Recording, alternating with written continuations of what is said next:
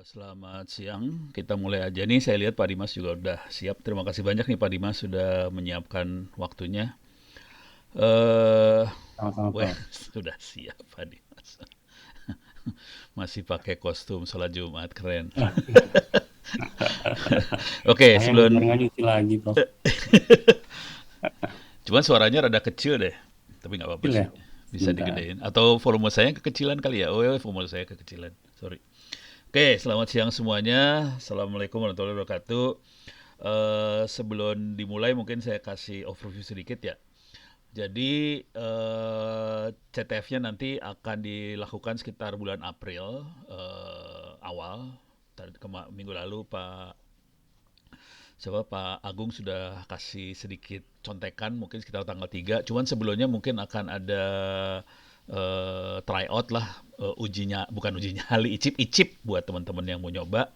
CTF ini akan dibatasi untuk mereka yang SMA, SMK atau usia di bawah 18 tahun. Wih, Pak Agungnya ada rupanya. Siap, Prof. Siap. Maaf terlambat. Nggak apa-apa, nggak apa-apa. Eh ini kalau saya udah posting, saya akan posting lagi di sini. Buat anda-anda sangat disarankan tolong kasih tahu teman-teman yang pengen ikut. Ada grup telegramnya, bisa ditanyakan ke Pak Agung kalau nggak bisa join. Rekamannya ada di YouTube, ini channelnya ITTS. Kalau mau monitoring juga ada jadwal-jadwal kegiatan-kegiatan di Instagramnya ITTS Tangsel. Saya ulang, ITTS Tangsel. Pendaftaran lomba CTF-nya sendiri akan ada di itsminelslabs.id/home. Absensi juga udah tulis di situ. Jadi mudah-mudahan Anda bisa ikut semuanya. Nah, ini ada berapa kali teman-teman nanya ke saya, ini materinya kalau mau persiapan apa aja yang harus kita kerjakan. Jadi ini sudah apa workshop dalam bentuk webinar sebenarnya sudah dilakukan. Anda bisa ngelihat rekaman-rekamannya juga. Kalau pengen lebih dalam lagi silahkan masuk ke opencourse.itts.ac.id, di situ juga ada. Kalau mau nanya-nanya bisa nanya-nanya ke kita-kita, bisa lewat Twitter saya juga bisa. Nanti kita bisa diskusi di situ. Tolong kasih tahu teman-temannya yang lain di SMA atau SMK-nya Anda supaya bisa join. Mudah-mudahan kita bisa dapat siswa anak-anak SMA SMK yang keren-keren di Republik ini. Hadiahnya yang pasti Pak Agung sudah komen kita ada beasiswa sampai sarjana, itu terutama buat yang juara satu, mungkin juara dua juga ya. Cuman kita tidak nyari satu 2 3 aja, insya Allah kita akan coba sampai juara 10 lah. Jadi 10 orang yang terbaik akan kita kasih bonus. Bonusnya selain beasiswa juga insya Allah ada laptop, ini lagi dinego-nego nih laptop, sama ada router, ada insya Allah juga ada sedikit uang lah. Sedikitnya juga bukan 10.000, lebih dari itu sih. Oke, saya kira sekian dulu dari saya pembukaannya. Selanjutnya waktunya untuk Pak Dimas. Silahkan Pak Dimas, mangga. Ya, terima kasih, Prof. Ya, Assalamualaikum warahmatullahi wabarakatuh. Selamat siang semuanya. Terutama terima kasih untuk Prof. Ono, kemudian rekan-rekan TTS dan juga para peserta yang udah gabung di sini ya. Ini masih pada nongkrong di warteg kali ya, anak-anak. Biasanya gitu, di awalnya sedikit. Nanti tengah-tengah mulai banyak. Emang gitu, Oh, Republik ini parah. Makanya kita rekam, soalnya oh, tahu iya. kelakuan Republik parah. Oke, izin share screen ya, Prof. Oke.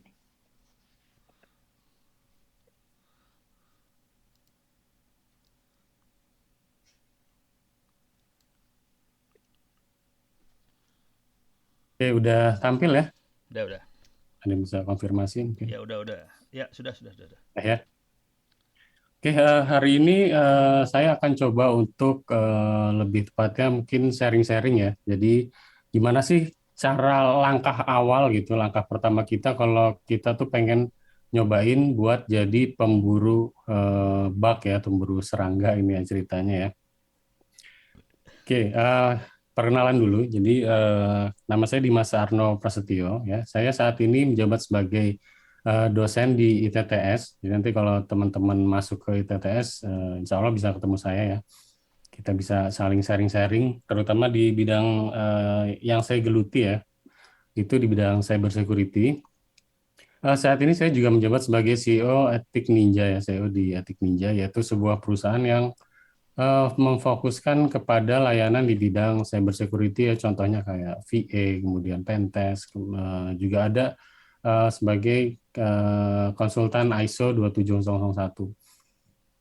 Oke, terus selama ini saya biasanya nih hobi banget itu kalau nggak programming, pentest, kemudian nyoba-nyobain ngoprek gitu ya, hal-hal yang baru ya, mau ngoprek bikin web kah atau malah sampai hacking webnya kayak gitu-gitu ya.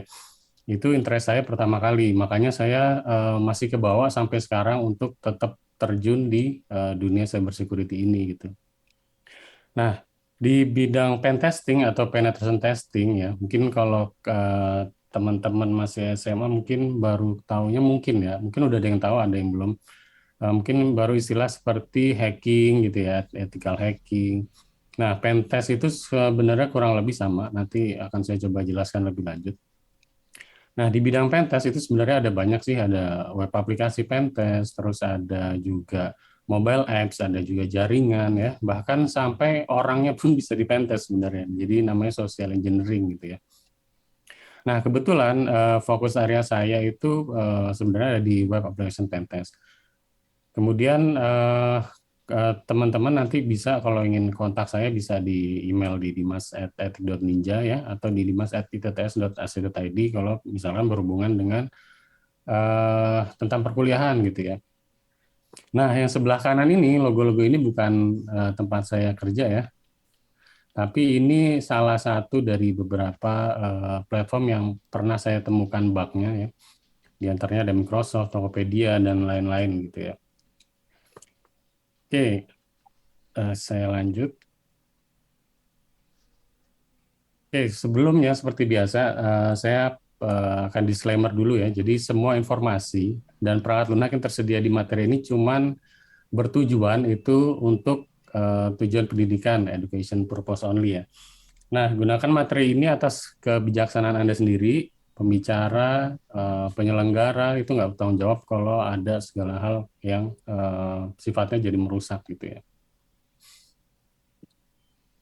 Oke, kita mulai dari pertama ini ya, istilah dari bug hunting dulu ya. Jadi bug hunting ini merupakan salah satu ya, ada banyak banget sih riset keamanan ya.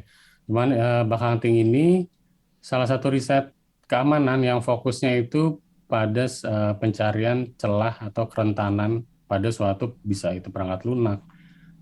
Perangkat lunak itu contohnya seperti software, kemudian aplikasi web, terus mobile aplikasi ya, perangkat lunak, kemudian masuk ke perangkat keras itu mungkin bisa ke CCTV, bisa ke router, bisa ke fingerprint kayak gitu-gitu.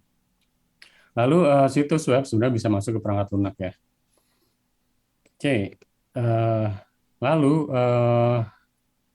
ketika kita udah tahu ya bahwa bug hunting itu definisinya seperti itu, jadi bug hunter ya gampangnya aja sih, orang yang berarti orang yang melakukan ya, atau orang yang mencari kesalahan di dalam suatu program atau suatu aplikasi. Nah, tapi kalau misalkan saya coba iseng cek gitu ya di kamus gitu, kamus Inggris, ternyata yang pertama itu sebenarnya adalah seseorang yang memiliki ketertarikan ya, interested in insect, insect kan ini ya, serangga gitu ya. Ya nggak salah sih, sama-sama. Semuanya emang dua-duanya juga istilahnya nyari serangga, cuman bedanya yang satu serangganya bisa gigit, kalau yang satunya lagi serangganya bisa ngasih duit. Nah, itu dia bedanya ya. Oke. Nah, ini adalah kebanyakan mungkin ekspektasi para pemula gitu ya, mau coba terjun di dunia bug hunter. Bisa kita lihat di sebelah kanan sini ya. Banyak yang pengen jadi bug hunter itu langsung nyobain bug bounty gitu ya. Mereka malah melewatkan networking, programming gitu. Nah, hal ini sebenarnya ya sah-sah aja sih. Cuman ibaratnya kalau kita nggak punya apa ya, nggak punya pendidikan, nggak punya wawasan, nggak punya senjatanya gitu ya. kalau kita mau ikut suatu program ya, terutama bug bounty itu nanti kita stres sendiri gitu ya, karena kita nggak bisa, mungkin nggak ngerti ini ngapain sih, terus atau kok nggak dapat dapat ya gitu, kapan saya dapat uangnya dan segala macam gitu. Jadi semuanya itu nggak ada yang instan. Kita harus belajar dari apa namanya, dari basic dulu gitu ya. Tapi jangan khawatir, hal itu bisa teman-teman pelajarin di opencourse.itts.ac.id ya. Di situ ada banyak banget di situ. Udah ada programmingnya, udah ada hackingnya juga udah ada ya, ethical hacking, kemudian networking juga ada. Itu semua free. Teman-teman bisa ikut di sana, bisa daftar, bisa belajar di situ ya. Eh, Kalau bisa disempetin, terus coba ikut ujiannya, nanti kan dapat sertifikat segala macam, itu bisa bikin teman-teman setidaknya punya wawasan dan jadi lebih pede lah ketika teman-teman mau mencapai di level yang selanjutnya gitu. Nah, di sini di dunia cyber security itu sebenarnya ada apa namanya? Ada dua hal ya, ada teori dan ada praktis.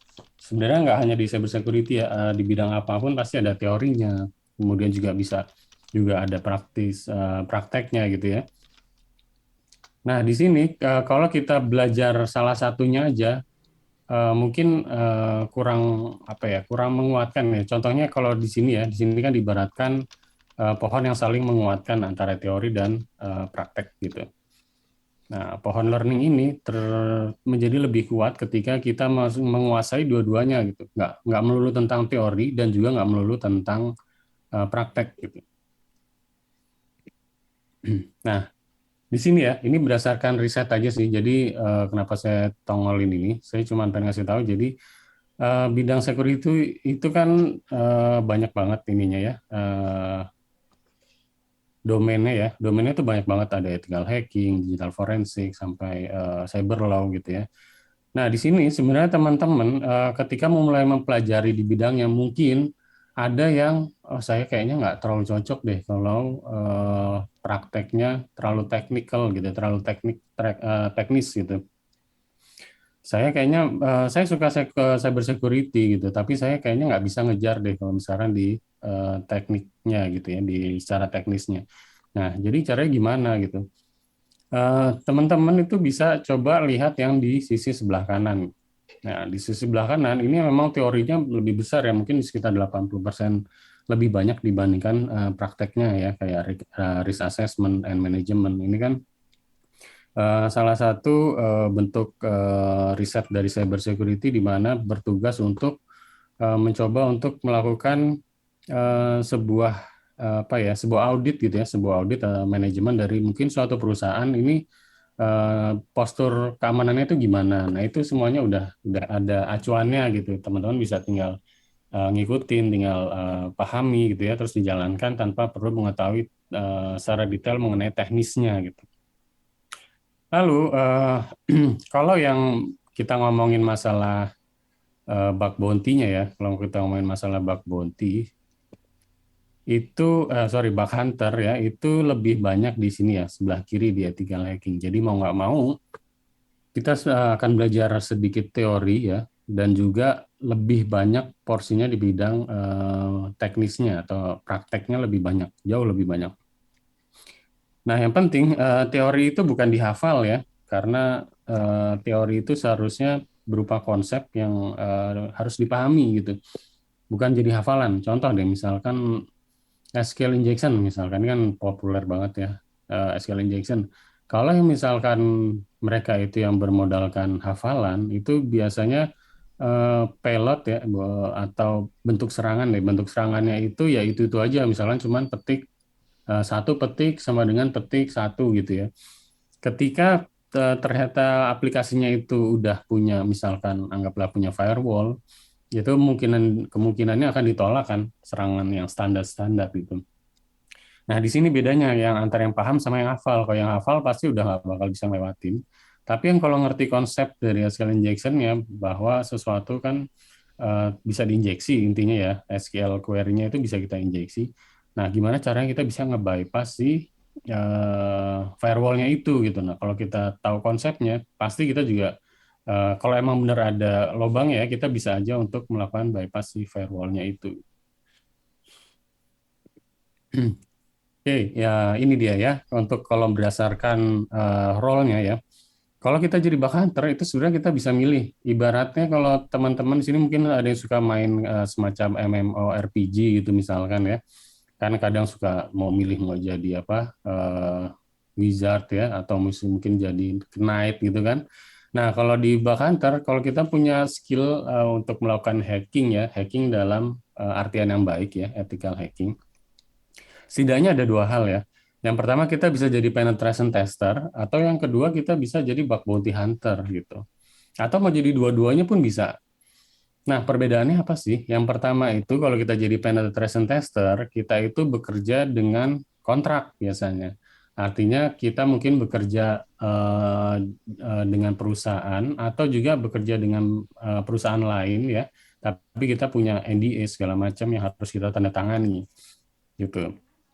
Nah, kalau di bug bounty hunter ini hampir tidak ada ikatan antara pemilik programnya ya. Program itu maksudnya misalkan nih ya, ada perusahaan yang pengen saya punya web nih, tolong dihack dong gitu ya.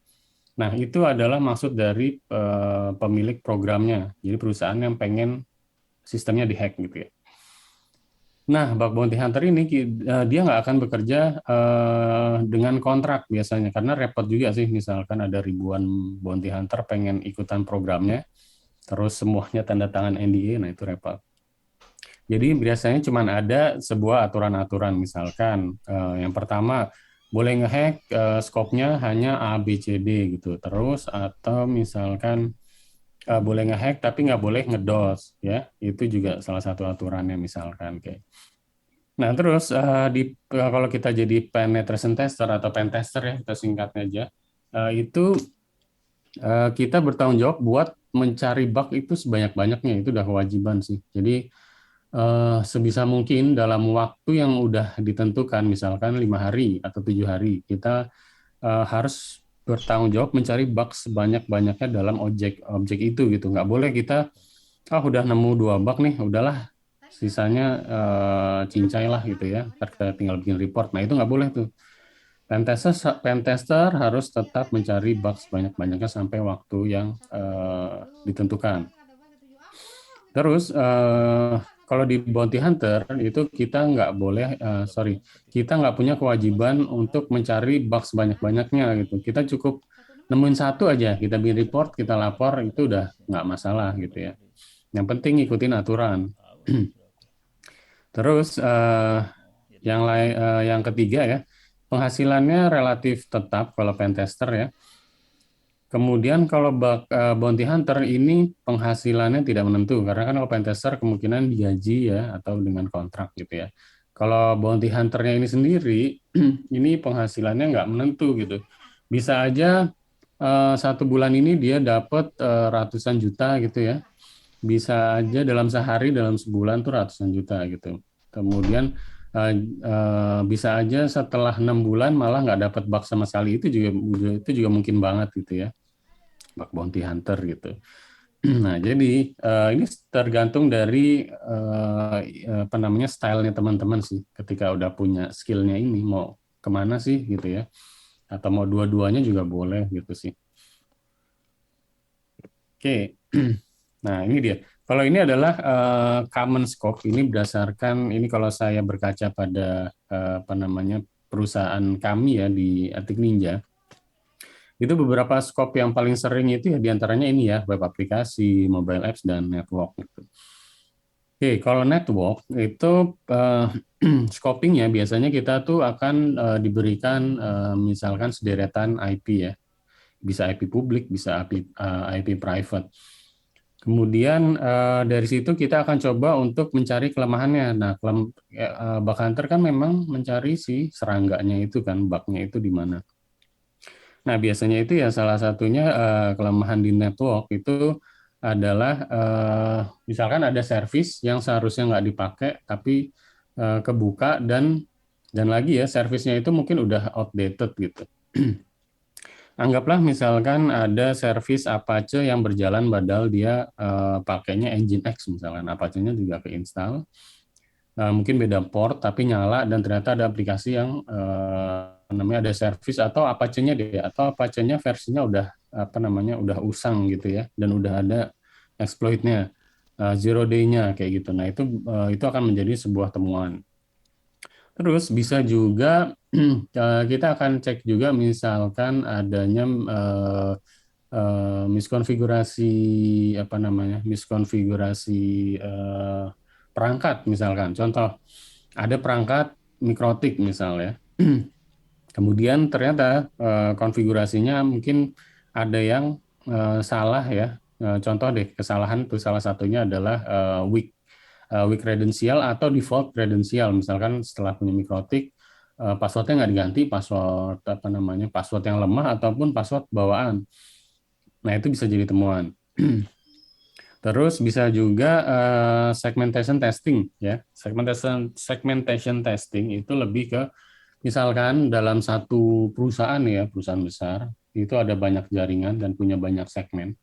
Di mana segmen A itu nggak boleh, maksudnya misalkan ada orang yang connect di segmen A itu nggak boleh bisa connect ke dalam segmen B, ke jaringan segmen B gitu ya. Nah, kalau routingnya itu kurang tepat ya, hal itu kan memungkinkan untuk seseorang dari segmen yang lain untuk pergi ke segmen yang satunya gitu ya. Dan itu juga bisa menjadi sebuah temuan di dalam networking. Nah, itu kalau kita dikasih akses sampai ke dalam ya.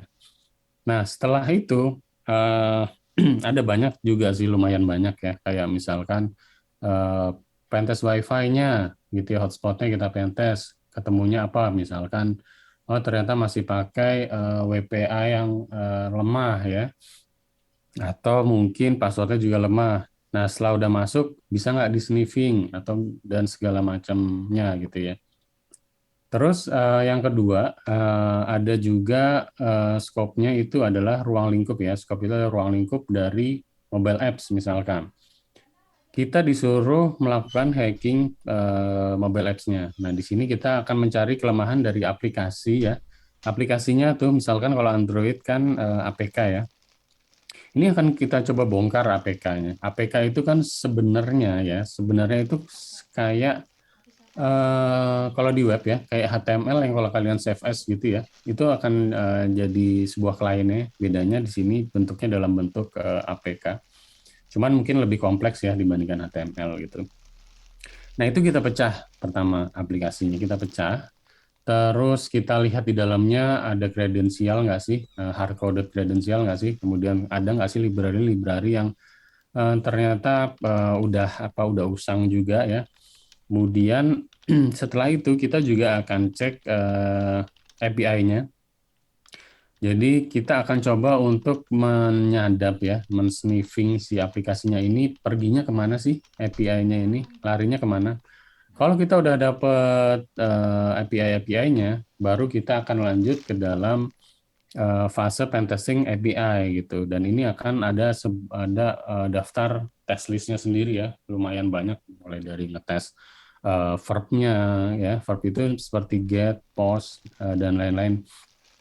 Ya, sorry, mungkin kalau yang baru banget atau yang udah belajar tapi mungkin masih awam ya atau masih sedikit-sedikit mungkin akan terdengar ini apa ya istilahnya ini apa ya, tapi anggap aja ini seperti sebuah puzzle gitu ya.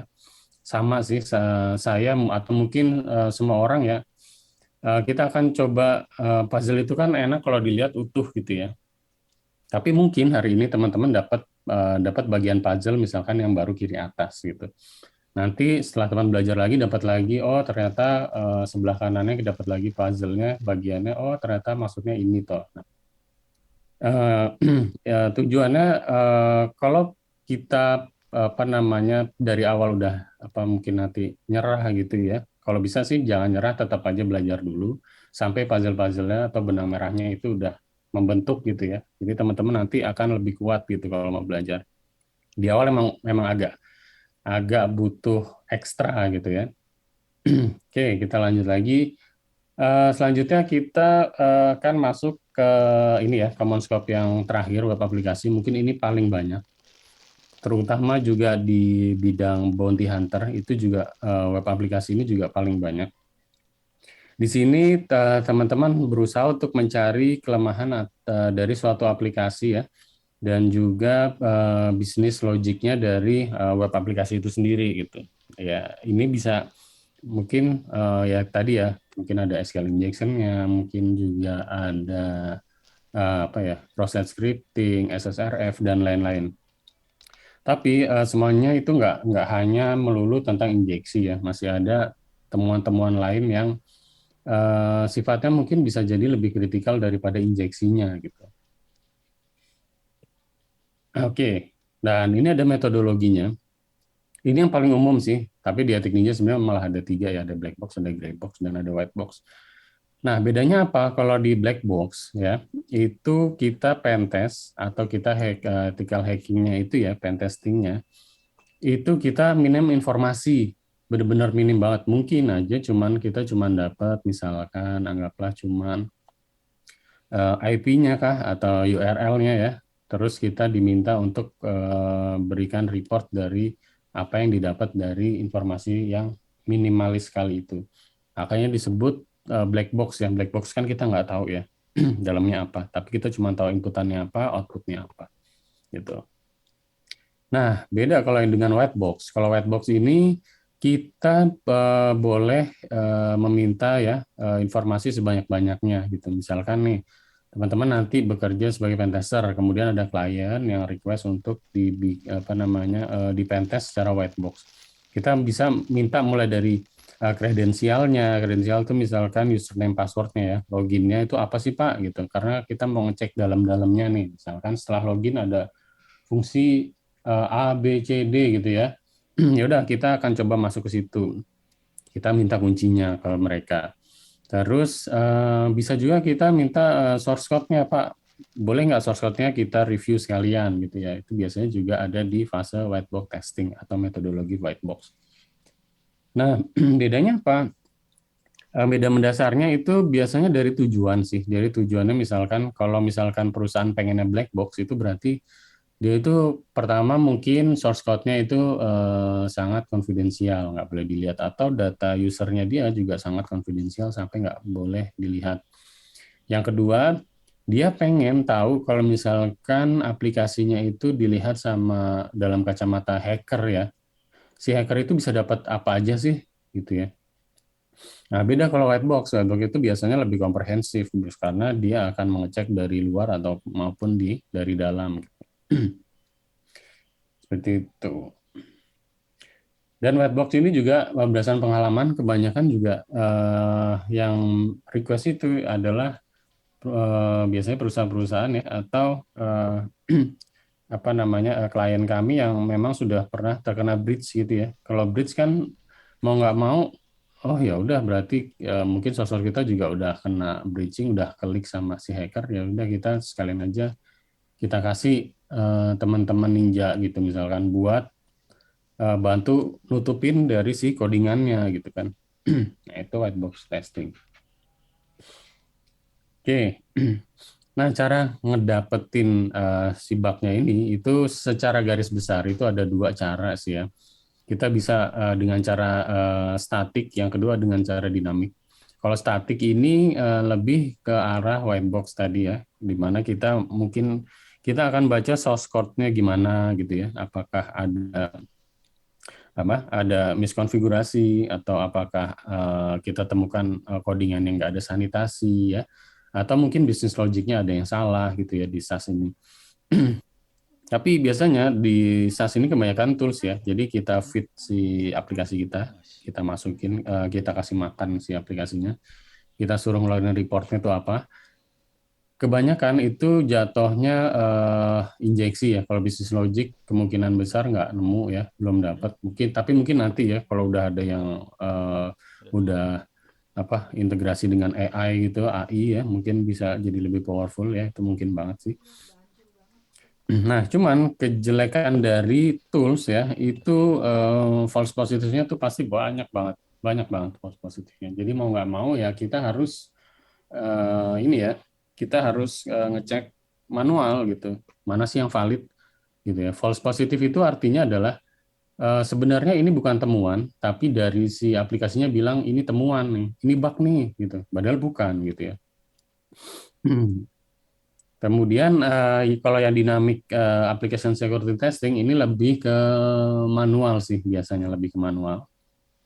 Tapi bisa juga tools juga bisa, tools scanning itu juga banyak yang model di AST ini ya. Tapi kalau menurut saya yang lebih baik itu ya di combine ya, sorry, di combine. Jadi antara automation sama manual itu di combine. Itu biasanya jauh lebih komprehensif sih dibanding kita ngandelin sebuah tools saja. Oke, ini standarnya ya. Ini mungkin udah pada tahu atau mungkin di pertemuan sebelumnya juga saya lihat udah ada yang bahas ya. OASP ini salah satu standar acuan untuk pentest web aplikasi. Nah, kalau teman-teman bingung, anggap aja ini adalah buku panduannya lah, buku panduannya ya. Di web itu ada bug apa aja sih jenisnya? Nah, itu semua ada di OASP. Terus gimana sih cara nemuinnya, jenisnya apa, cara rekomendasinya gimana gitu ya. Itu ada di OASP, gampangnya gitu. Dan ini kalau ada tahunnya gini, ini versionnya sih, biasanya ini versionnya. Terus ini nggak usah bingung, nggak usah dihafalin juga, ya. Ini lebih ke informasi bahwa temuan-temuan ini di 2021 ke bawah ya, sampai ke version yang sebelumnya itu ini lebih ke populer gitu ya, makin sering ditemukan.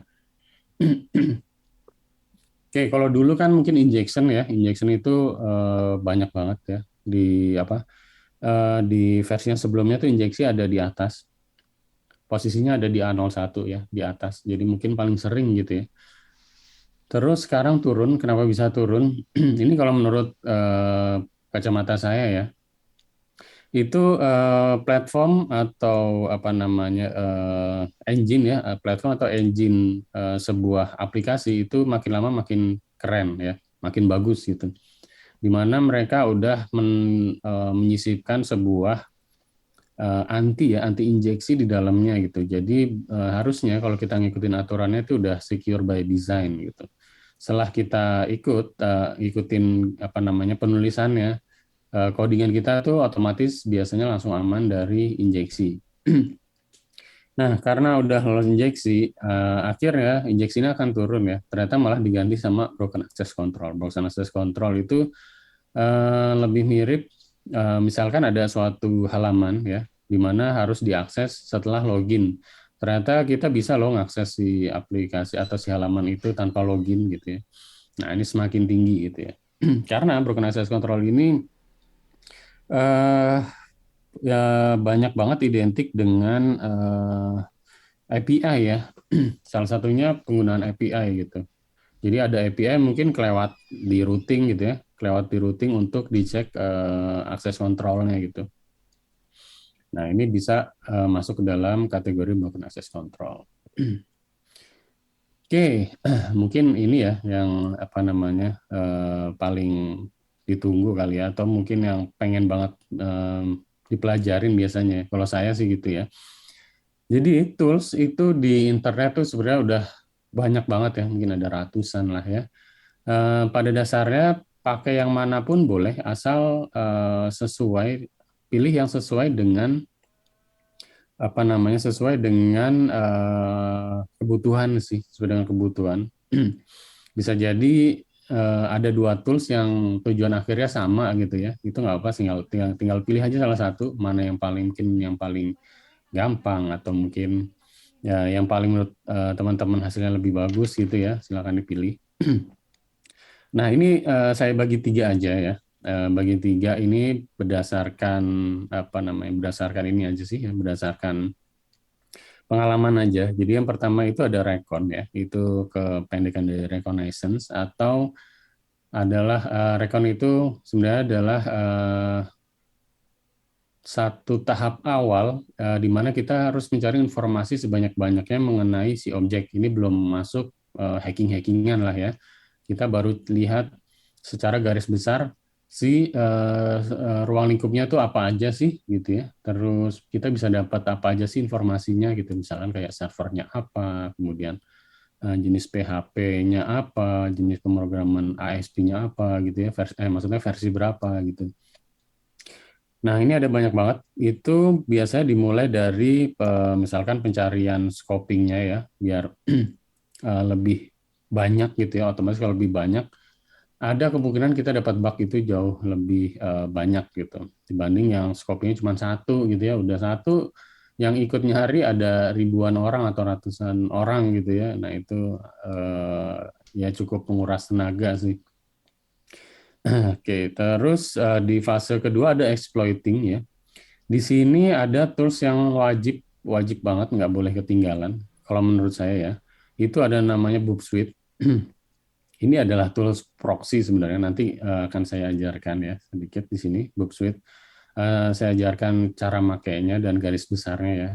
Karena ini penting banget juga nanti buat di CTF, mungkin ini berguna banget ketika mendapati di soal-soal mungkin yang tipenya web aplikasi ya. Boop Suite ini berguna banget nanti salah satunya di CTF-nya. Terus ada SQL Map kalau misalkan mau melakukan injeksi SQL secara otomatis. Terus any GitHub lah ya, kalau misalkan teman-teman nanti nemu apa namanya temuan apa, coba aja cari di GitHub-nya apakah udah ada belum sih eksploitasinya gitu ya. Terus yang terakhir ini juga nggak kalah penting sih kalau di dunia bug hunter ya, reporting. Reporting ini kita harus buat sejelas mungkin, serapi mungkin, dan selengkap mungkin karena reporting ini juga mempengaruhi dari kalau di bug bounty hunter itu dari besar kecilnya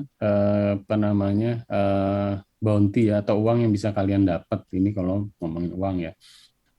Tapi kalau misalkan kita main pentester, kalau kita punya laporan yang bagus itu akan sangat sangat membantu dari pihak developer untuk membantu menangani si bugs-nya gitu ya. Gitu. Jadi nggak ada salahnya kita bikin sebuah reporting. Nah, apalagi sekarang udah dibantu sama munculnya si Open AI ya, ChatGPT itu. Ini sangat membantu teman-teman kalau misalkan agak kesulitan di awal ya untuk menuliskan bentuk laporannya gitu. Oke, ini tadi ya reconnaissance, tadi saya sudah jelaskan sedikit. Ini adalah tahap awal dalam tes penetrasi testing, ya. Ngumpulin informasi tentang sasarannya, objeknya ya. Tujuannya adalah tadi ya ngumpulin informasi, kemudian hasil dari si recon ini akan digunakan untuk proses selanjutnya, yaitu exploit ya. Gimana cara kita melakukan sebuah temuan ya eksploitasi dari hasil rekonnya itu gitu. Ini akan memudahkan banget. Jadi kita nggak buta-buta banget sih kita mau kita mau ngepentesin apa ya gitu ya. Anggaplah misalkan ini contoh aja. Misalkan setelah rekon kita jadi tahu bahwa si aplikasi ini pakainya database-nya Postgre gitu misalkan. Nah, terus ada SQL injection nih gitu ya. Nah, ya udah kita jangan maksain buat injeksi dalam bentuk yang lain, misalnya dalam bentuk MySQL atau Oracle lah atau SQL Server itu udah pasti beda kan, kemungkinan besar beda query-nya gitu, dan itu akan memakan waktu bahkan sampai jadinya nggak keeksploitasi gitu, sayang banget. Oke, ini beberapa tools-nya saya jelaskan singkat karena nanti ini akan saya demoin. Kalau misalkan nggak ngerti takutnya nanti sedikit bingung mungkin ya, tapi nanti kalau bingung juga bisa bertanya aja. Yang pertama tools ini saya senang banget pakai dari Tom Nom Nom ini ya, ini hacker legend lah ya, salah satu hacker panutan saya gitu. Jadi Asset Finder ini fungsinya itu dia akan coba menemukan domain dan subdomain ya dari domain yang udah diberikan oleh suatu program atau dari klien gitu. Kita cukup masukin, terus dia akan coba untuk lakukan enumerasi ya. Enumerasinya ini cepat banget ya. Ini bukan iterasi yang nebak-nebak gitu, tapi dia ngambil beberapa service gitu ya, third party gitu. Jadi kita akan cepat dapat. Nah, terus kalau teman-teman mau install, ini teman-teman install dulu Go-nya ya, Golang. Installnya juga cukup mudah sih, Golang ya, nggak harus di Linux ya. Bisa di platform yang lain gitu. Bahkan kalau misalnya teman-teman pakai Windows, sebenarnya Windows juga ada WSL-nya kan. WSL itu kita bisa install semacam Ubuntu lah gitu ya, misalkan di dalam Windows kita. Dan itu benar-benar natif Ubuntu gitu, bukan cuman pajangan aja gitu. Bisa di situ terus install Golang, sisanya tinggal jalanin ini aja ya, go get segala ini ya, copy, paste, enter, langsung jadi, langsung bisa kita pakai. Selanjutnya ada HTTP prop. HTTP prop ini fungsinya adalah kan kita nanti akan banyak dapat list subdomain ya setelah kita enumerasi, mungkin bisa ratusan ya, bisa ratusan subdomain. Kita akan capek banget sih kalau misalkan kita ngecek satu-satu mana sih yang up gitu, mana sih yang web server yang nyala, karena kan kita mau ngetes web aplikasinya ya. Nah, ini bisa kita gantikan kerjanya, manualnya kita gantikan otomatis dengan HTTP prop ini gitu. Jadi dia nanti bisa cari mana yang nyala di HTTPS, mana yang nyala di HTTP. Gitu. Kemudian ada enum ya. Enum ini lebih ke, kalau di Linux itu ada istilahnya T ya, TEE gitu. Ini lebih fungsinya ke library aja sih, jadi fungsional aja. Jadi saya nggak mau listing domain atau subdomainnya itu ada yang duplikat gitu ya. Ini bisa ngebuang yang duplikat secara otomatis. Ini udah enak banget. Terus ini ada FFF. FFF ini lebih ke kita kalau mau nge-request URL ya. Tadi kan udah banyak nih, dapat listingan URL udah banyak. Jadi kita buka satu-satu, saya mau lihat mana sih yang menarik gitu ya. Buka satu-satu capek juga ya. Akhirnya kita bisa pakai FFF. Fungsinya adalah kita ngelihat, kita bisa mencatat setiap bodinya, halaman pertama mereka, dan juga setiap header respon dari halaman pertama mereka gitu. Itu udah masuk ke dalam fitur dari FFF.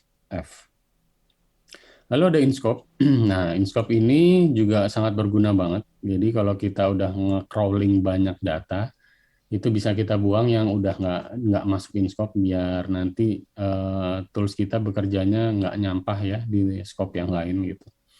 Ini InScope, fungsi dari si InScope. Terus ada Webback URLs. Ini lebih ke kalau kita mau cari endpoint-endpoint yang sekarang nggak ada, tapi ada nggak sih di masa lalu kan domain aplikasi itu kan selalu berkembang ya, ada update mungkin setelah update kedua URL yang di versi pertama itu kita umpetin deh gitu ya, karena mungkin ada sensitif informasi kah, atau mungkin ada ada kerentanan di situ, jadinya diupdate di versi 2. Nah, di Webback URLs ini kita bisa balikin lagi si URL yang udah lewat gitu ya. Ada kemungkinan, saya nggak bilang bakal dibalikin semua ya. Ada kemungkinan bisa dibalikin kalau ke crawling sama Webback URL. Cuman biasanya ini akan memakan waktu yang cukup lama sih. Karena servisnya Webback URL ini Webback mesin ya, itu lama banget. Oke, nah ini fase yang cukup penting juga, exploit ya. Setelah kita dapetin semuanya dan kita udah menemukan oh ini nih kayaknya subdomain yang bakalan mau saya fokus, saya pentesin ya. Itu kita masuk dalam exploitnya gitu. Dan tools wajibnya ini ada Boop Suite ya.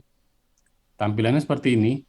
Tapi jangan terintimidasi dulu. Mungkin karena panelnya kayak gini ya, ngeri banget, banyak banget. Sebenarnya nggak cukup banyak fitur yang sering digunakan sih. Jadi kita nggak harus nggak harus pelajarin semuanya banget ya. Tapi setidaknya itu fitur-fitur yang penting itu ada yang seperti ini ya cara kerjanya. Yang kita pakai itu yang pasti proxy ya. Proxy, model proxy-annya dia atau fitur proxy-nya. Kemudian repeater-nya, intruder-nya. Nah, di sini baru Ini yang manual ya di sini ya. Terus yang otomasinya di sini dia juga punya scanning, tapi menurut pengalaman saya scannernya juga kurang kurang apa ya, kurang baik lah. Kurang, maksudnya kurang baik tuh kurang sering dapat langsung bugnya gitu ya, langsung ditunjukin ini loh bugnya gitu. Jarang sih karena dia sifatnya kemungkinan yang di awal kan pasif gitu. Oke, kemudian ada report. Kalau report ini tadi udah saya jelaskan ya, laporannya ini harus mencakup tentang isi si bugnya ini sendiri itu apa. Terus gimana cara kita apa namanya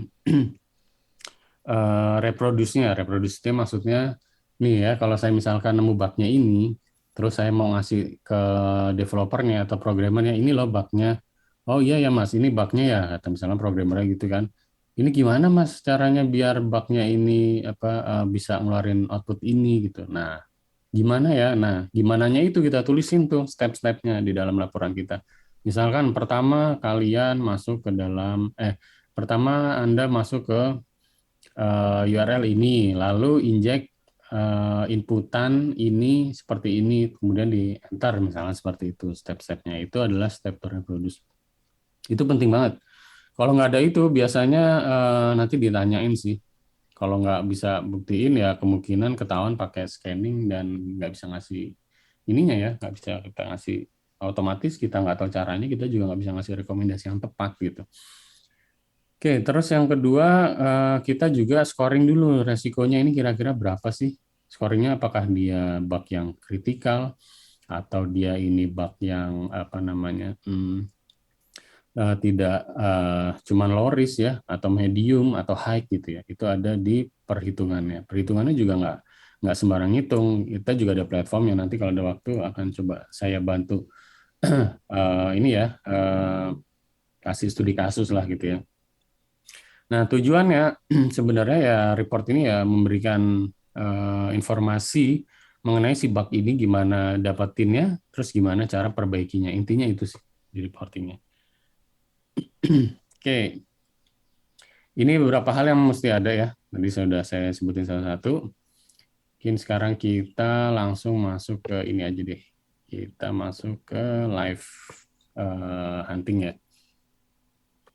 Ini saya matiin dulu sharingnya. Yang mau nanya ini sambil saya siapkan dulu mesinnya. Yang mau bertanya juga boleh ya.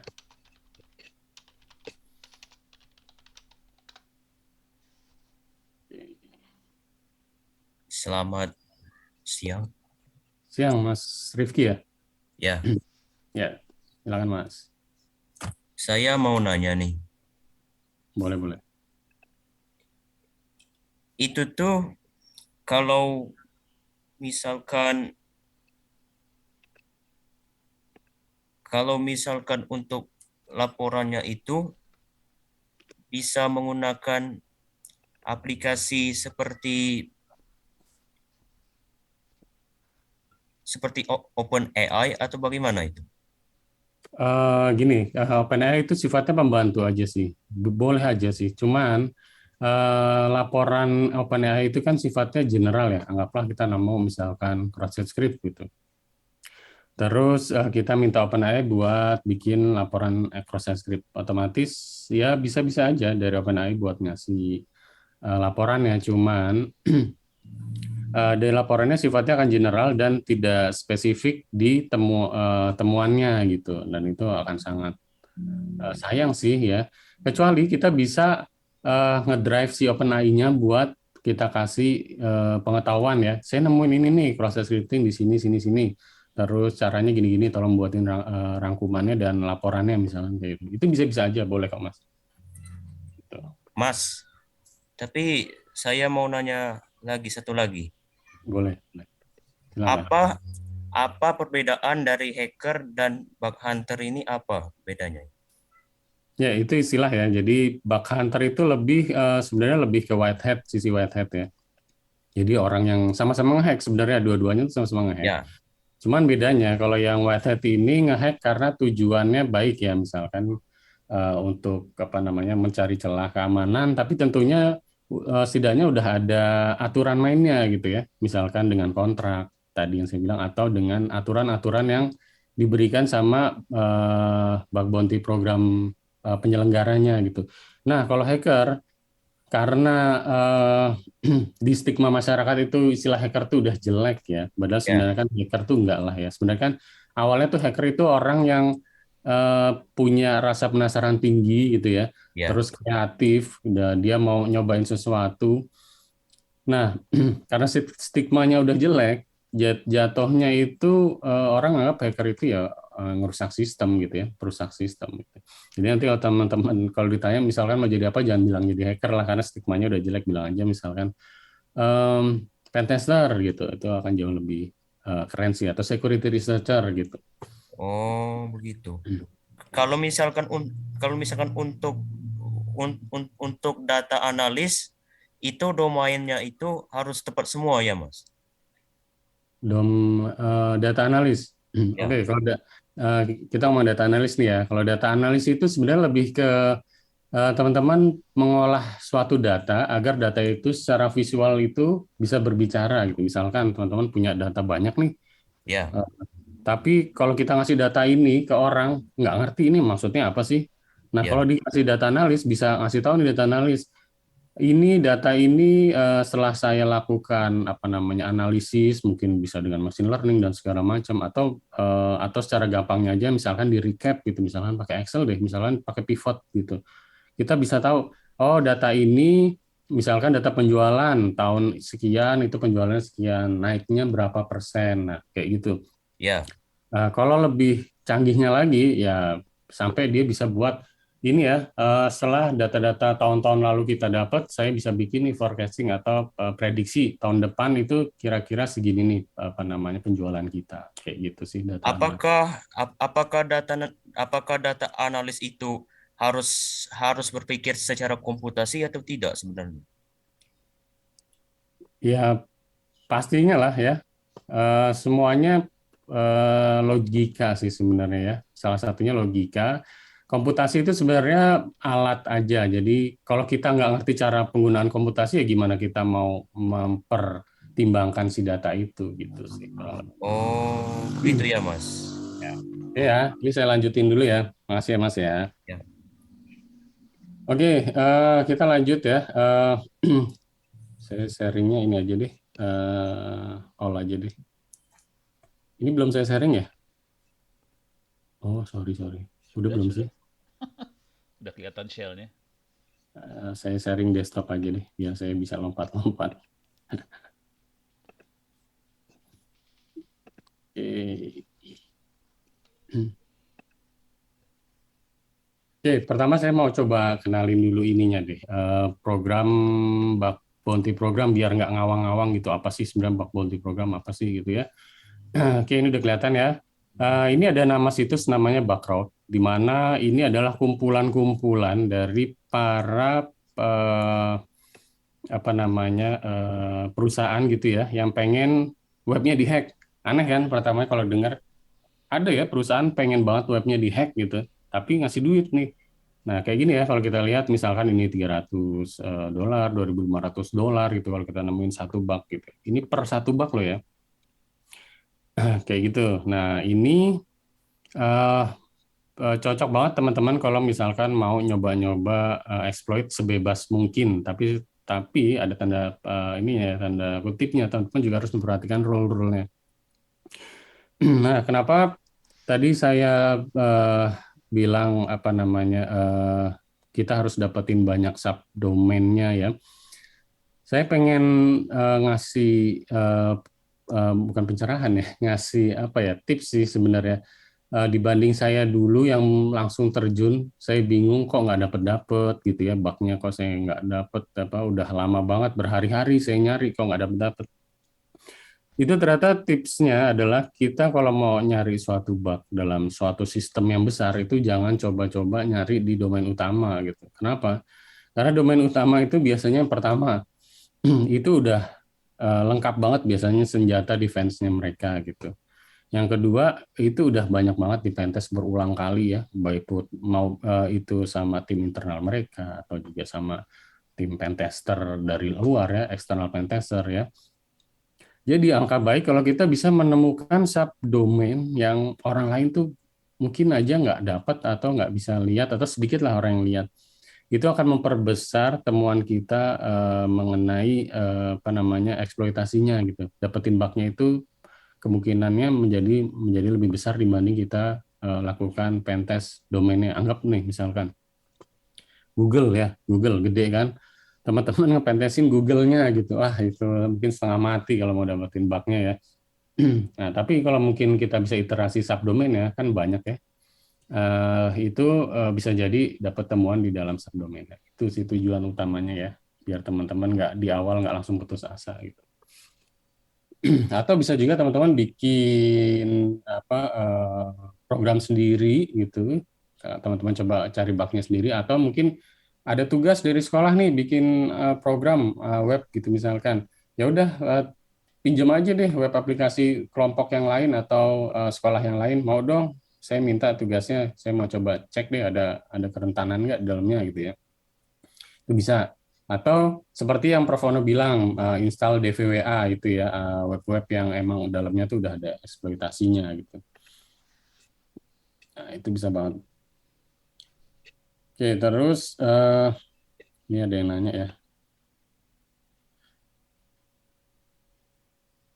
Dari Putri, izin bertanya Pak Dimas, menurut Pak Dimas, bagi teman-teman yang masih awam dunia bug bounty sampai ketemu benang merahnya harus apa aja yang dipahamin dalam bug bounty itu, range waktunya berapa lama atau tergantung individunya Pak?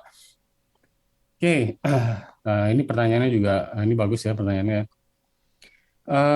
Buat kita melihat secara garis besar, mau nggak mau, ini kalau saya ya, yang berlaku di saya, itu adalah terjun langsung, mau nggak mau ya, kita harus banyak-banyakin praktek sih. Bisa itu kita sambil belajar programmingnya ya. Nanti mungkin ada pertanyaan lagi, programmingnya bahasanya apa yang kita pelajarin. Kalau kita emang fokus di web aplikasi ya kita pelajarin aja dulu salah satunya, salah satu bahasa pemrogramannya gitu misalkan. Satu aja dulu, nggak usah paham, nggak usah expert banget, nggak perlu sih. Pahamin aja dulu cara kerja bikin web itu gimana, koneksi database itu bagaimana ya. Kalau orang mau input dari web ke database itu seperti apa, kalau mau ngambil dari database keluar apa namanya ke web itu seperti apa gitu. Cukup itu aja. Yang penting logikanya terus keasah ya, logikanya keasah. Nanti baru ya itu yang saya bilang puzzle-puzzle itu akan terbentuk sendiri gitu. Jadi nanti kalau udah ada apa namanya, misalnya bug crosset, oh crosset itu client side. Jadi misalnya serangan yang sifatnya klien itu kan HTML ya. Oh berarti ini mungkin serangannya gitu ya. Kita udah ada nih, udah ada pikiran. Oh mungkin serangannya ini cuman di sisi klien ya. Atau cara eksploitasinya kemungkinan di sisi klien nggak sampai ke sisi server misalkan gitu. Nah itu untuk berapa lamanya? Eh, ini balik lagi sih tergantung ya ke berapa senang kalian terhadap hal ini gitu ya. Karena kan kalau senang biasanya ngopreknya lupa waktu gitu ya. Itu mungkin jadi semakin cepat ya. Saya nggak bilang yang pinter akan lebih cepat, enggak sih. Tapi yang lebih tekun sih, yang lebih tekun tuh biasanya malah yang lebih apa namanya lebih cepat berhasil di bidang ini gitu. Karena kalau cerdas saja, pinter aja, tapi nggak mau praktek ya sama aja sih, nggak bakal bisa apa namanya berkembang gitu. Oke, dari Anjus Malik, bug itu sama aja kayak kelemahan sistem atau beda, Pak? Ya, bug itu sama seperti kelemahan sistem. Ya, sebenarnya itu ininya ya, nama lainnya aja sih kelemahan sistem gitu. Intinya sih kita mau apa namanya mencari kerentanan ya, kerentanan, kelemahan, bug itu sama aja itu. Itu cuman bahasa-bahasa ini aja sih. Bahasa-bahasa biar ngebingungin kali ya. Sebenarnya sama aja semuanya itu. Oke, nah ini Mas Rizky, makasih ya untuk udah bantu jawab juga. Oke, oke lanjut ya. Oke, ini adalah bug route-nya. Misalkan kita mau pilih, tadi saya udah nemu ya beberapa kayak OLX itu cukup, saya mau cari yang cukup banyak yang ininya ya, apa namanya, eh skopnya, ruang lingkup yang bisa kita pentest itu banyak. Nah, ini aturan pertama kalau mau memulai pentest web orang lain. Yang pertama, baca eh, aturannya. Ini ya, pertama adalah ini biasanya rules-nya ya. Oke. Respect our users privacy. Ini berarti kita nggak boleh, misalkan kita mentang-mentang kita nemuin bug atau mentang-mentang kita nemuin kelemahan yang bisa dapetin semua data usernya, itu terus kita coba ini si user di dalamnya, misalkan user dengan nama siapa tadi, Mas Rifki misalkan, kita pakai datanya terus kita buat login. Nah, itu nggak boleh. Terus leave the site as you found it, ini maksudnya kalau kita nemuin bug pertama kali ya udah selesai di situ, jangan dilanjutin sampai masuk lebih ke dalam. Tapi ini beda-beda. Kalau dia nggak mau, dia pengennya kalau udah nemu bug udah selesai laporin aja gitu, jangan diapa-apain gitu ya.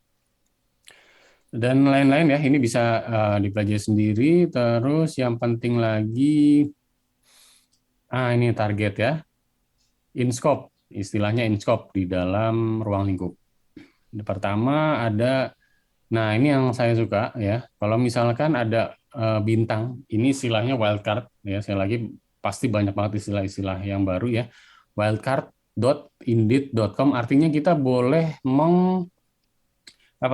hacking semua subdomain yang di dalam indeed.com. Coba ya, kita misalkan mau cari subdomain indeed.com. Ini cara gampangnya sih. Site ya. Nah, ini kan ada HK, ada co gitu ya. Nah, ini maksudnya semuanya nih boleh dihack nih. Asalkan di bawah subdomain si indeed.com. Oke, terus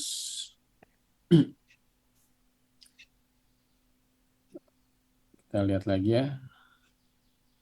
Selain ini ternyata ada banyak yang lain dan ini lebih diutamakan mungkin ya, walaupun sebenarnya kan ini udah masuk ke dalam sini ya. Atau mungkin ininya beda, apa teknologinya beda, dan ini udah malah udah enak nih dikasih tahu. Ini mungkin lebih masuk ke gray box ya, udah dikasih tahu teknologinya apa gitu. Ini juga berlaku di Tokopedia ternyata, jangan salah ya, Tokopedia.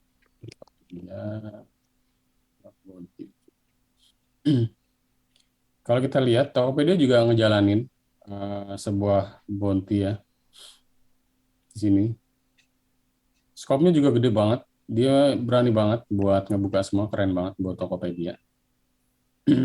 Ya, cuman pilihan sih teman-teman mau yang mana gitu ya. Kalau di Bakrot kan pilihannya banyak banget mau yang mana gitu ya. Di sini juga ada di Tokopedia yang bagian lokal, tapi misalkan Bukalapak, kita coba Bukalapak, Bug Bounty gitu ya. Kita lihat Bukalapak, kita lihat di cakupan. Nah, ternyata kalau Bukalapak nggak boleh sembarangan nih. Jadi kita nggak bisa ngehack selain domain yang ada di sini nih, gitu ya. Oke, kita lanjut. Anggaplah, oke, saya mau ikutan yang si indeed.com. Oke, saya masuk ke terminal saya. Enter biar kelihatan, lebih kelihatan ya. Oke, yang pertama tadi fase recon ya. Fase recon tadi ada asset finder, di mana asset finder fungsinya buat nyari subdomain. Walaupun kita bisa pakai si Google ya, tapi kan repot juga kalau kita satu-satu ya. Kita bisa mulai manggil dengan cara asset finder, kemudian sub only ya. Saya cuman pengen dapat, oke, ini saya bikin ininya dulu deh biar enak. Bikin scope-nya dulu deh. Scope-nya itu belum ada ya. Kita bikin indeed.com. Save. Terus ini kita lempar ke si si asset finder ya. Cat dari si scope-nya. Terus kita minta buat si asset finder buat nyariin subs-nya aja. Terus saya mau save hasilnya itu dengan nama, saya pakai new ya, biar nggak ada duplikat, dengan nama misalkan subdomains.txt. Oke. Oke, nah ini udah mulai cari ya. Nah ini kan ada banyak ya, misalkan saya mau buka apa ya. Oke, misalkan mail. Misalkan bagi saya ini menarik misalkan. Ya, ini kan banyak banget nih. Nggak mungkin banget kita buka satu-satu gitu ya. Nah, kan nggak mungkin nih, nyala apa enggak web servernya gitu ya. Kita nggak tahu. Oke, terus kalau kita lihat filenya, kita bisa pakai command namanya WC ya. WC ya. WC, terus kalau mau lihat jumlah berapa baris sih, kita bisa pakai min L biar gampang lihatnya. Kita lihat subdomains. Ternyata ada 339 subdomain yang bisa kita pilih gitu ya. Repot kan ya. Ini cukup repot. Terus kita juga nggak tahu mana yang up, mana yang enggak ya. Ada juga kan domain-domain yang mati gitu ya. Kayak gini mungkin cPanel gitu ya. Mungkin ini salah salah setting gitu ya, atau malah nggak aktif. Itu kita bisa pakai tadi yang namanya HTTP-prop. Oke, lagi kita buka sekarang subdomainnya ya, yang filenya tadi ya. Eh, Mungkin nanti kalau bingung bisa lihat replaynya ya, biar semakin paham gitu ya. Nah, cat subdomains artinya cat itu adalah membuka filenya gitu ya dari subdomain. Kemudian di sini ada tanda apa namanya nih, pipeline ya. Pipeline itu garis lurus gini. Fungsinya untuk melanjutkan ke perintah selanjutnya gitu ya. Di mana list-list yang ada di subdomain ini akan saya pakai untuk dicek oleh si HTTP prof, untuk dicek web servernya nyala nggak gitu ya. Kita bisa pakai HTTP prof, kemudian saya pengennya ada prefer HTTPS. Karena server biasanya dilempar ya dari HTTP ke HTTPS, nanti fungsinya biar dapat title-nya tuh lebih jelas gitu. Gitu. Kalau HTTP nanti title-nya kan pasti cuman move gitu ya, move to HTTPS. Padahal saya pengen tahu sebenarnya ini web apa sih gitu ya. Makanya saya prefer ke HTTPS. Tapi kalau dia nggak ada HTTPS, maka dia cuma membalikan yang HTTP gitu. Makanya penting banget pakai si prefer ini gitu. Oke, terus dari sini saya mau tulis baru, misalkan up domain ya. Jadi domain-domain yang apa aja, apa sih? Oke. Nah, ini cukup kerennya, dia cukup cepet ya buat ngelihat yang up tuh mana aja gitu. Oke, dari sini kan banyak nih. Coba misalkan apa ya? Oh, ini ada employers Rizam nih, kayaknya seru nih. Coba kita buka. Oh, ternyata not found gitu ya. Ini sebenarnya belum tentu not found, bisa aja kita dibohongin ya, bukan dibohongin dalam artian sama dia diamanin biar kelihatan 404, ternyata di belakangnya tuh slash apa itu ada lagi gitu. Belakangnya tuh ada gitu. Oke, nah kalau mau ngecek satu-satu lagi, balik lagi, pasti makan banyak banget waktu gitu ya. Kan kita nggak mungkin sih nyari yang satu-satu secara teliti ya, ngabisin banget waktu, sedangkan domainnya itu ada banyak banget. Oke, ini kita tunggu sebentar, bisa sambil boleh nanya. Kalau DNS Dumpster itu termasuk lengkap nggak Pak untuk recon subdomain? Ya ini balik lagi sih. DNS Dumpster, kemudian cert.sh itu semua layanan-layanan yang bisa mengembalikan subdomain. Tapi kalau misalkan dibandingin ya, saya secara pribadi belum pernah sih ngebandingin lebih banyak mana gitu. Makanya saya bilang pakailah yang menurut teman-teman yang terbaik gitu. Kalau mau bisa jadi sih di dalam DNS Dumpster ternyata hasilnya nggak lebih banyak untuk cert.sh untuk domain A. Tapi ternyata kalau domain B si DNS Dumpster lebih banyak, bisa jadi. Jadi bisa bolak-balik gitu. Kalau mau lebih lengkap ya dua-duanya aja pakai. Gitu sih.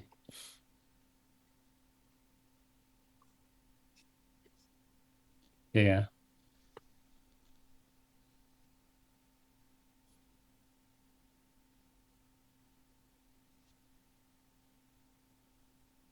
ternyata cukup banyak ya. Nah, ini kan ada yang menarik juga nih. I am adminweb.corp.indeed.com. Oh, ini mungkin adminnya nih, web adminnya kita coba gitu ya. Oke, selanjutnya tadi kalau buka satu-satu capek. Sekarang kita mau coba otomasiin lagi ya. Karena kita juga nggak mau kalah ya sama apa namanya bot gitu ya. Bot mungkin bisa dapat bug lebih cepat ya karena seperti ini. Bahkan beberapa step yang udah saya lakukan tadi ini masih bisa dibuat codingannya lagi, apa dibuat skripnya lagi biar bisa berjalan otomatis gitu ya. Hidupnya jadi lebih enak lah gitu dibandingin tiap hari ngelihat kayak gini gitu. Oke, sekarang saya mau tadi kita lihat dulu ya. Sorry kok keketik di situ. Oke, Mas Rizky. Oke, sekarang kita udah punya scope, kita udah punya subdomains, kita udah punya updomain. Terakhir kan tadi kita pakai domain-domain yang up ya. Oke, kita dapat domain yang up. Sekarang kita cek deh, domain yang up itu kita mau bandingin sih sebelumnya. Kita si WC lagi. WC min line up domain. Ada 155 ya. Ternyata dari tadi yang kita dapat 355, tadi belum sih? WC min L subdomain 339, jadi 155. Itu kan lumayan banget tuh ngurangin waktu kita cek satu-satu mana yang up gitu ya. Praktis gitu. Dari sini kita udah dapat 155, sekarang saya pengen lihat sih title apa namanya, respon headernya gimana, kemudian halaman depannya itu seperti apa gitu ya. Ini kita bisa pakai, kita cat lagi ya, artinya kita coba keluarin lagi yang udah kita ambil tadi ya, udah kita saring itu ya ke abdomen tadi. Namanya FFFF ya. Kemudian saya min D ya. Jadi saya mau ngedelay 1 detik karena kemungkinan ya beberapa aplikasi atau beberapa server itu punya skema ngeblokir IP kalau kita nge-requestnya terlalu cepat misalkan. Ini kan sekarang kita mau ngambil apa namanya? Kita mau ngambil si HTML-nya gitu ya. Mau nggak mau akan makan bandwidth-nya si server itu gitu. Jadi kita coba untuk pakai delay. Kemudian ini saya jelasin dulu aja deh FF-nya. FFF min help. Jadi teman-teman kalau bingung sesuatu langsung aja apa namanya ke dokumentasinya atau di aplikasinya Minha gitu ya. Oke, tadi ya min D itu kita bisa delay, min B itu request body. Kalau mau nge-save semuanya pakai min S besar ya, kalau responnya akan ke save, terus ini outputnya apa gitu ya. Kalau pakai proxy, misalkan teman-teman nggak pede karena atau mungkin udah keduluan keblokir, kita bisa pakai proxy buat pakai IP yang lain gitu. Oke, ini saya coba FFF min H ya, min delay 1. Kemudian saya mau ambil semuanya, kemudian saya mau outputnya dikumpulkan dengan nama front, misalkan maksudnya itu halaman depannya lah gitu ya. Halaman depannya dikumpulin, saya mau lihat apa sih isinya gitu ya. Nah ini dari mana? FFF ini buat ngeceknya kan line yang ini ya, line banyak ini kita tinggal pakai tab. Terus tadi terakhir abdomen ya,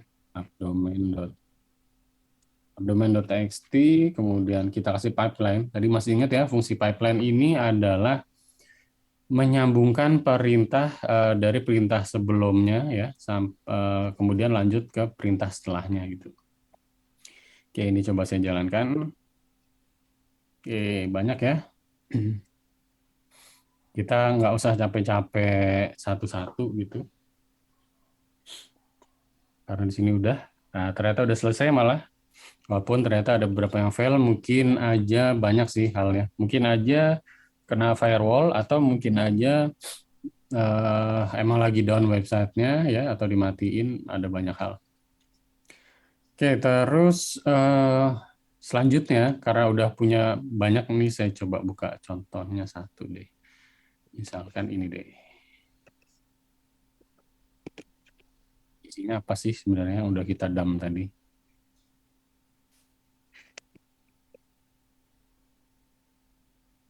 Ya, kita pindah dulu deh. Ini kurang titiknya. Nggak kelihatan kali ya. Ini saya clear dulu deh.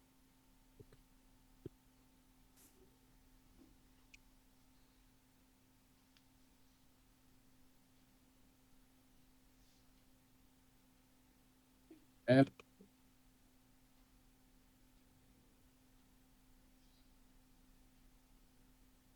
Ada isinya ya. Kita coba ke yang lain. Misalkan apa engage.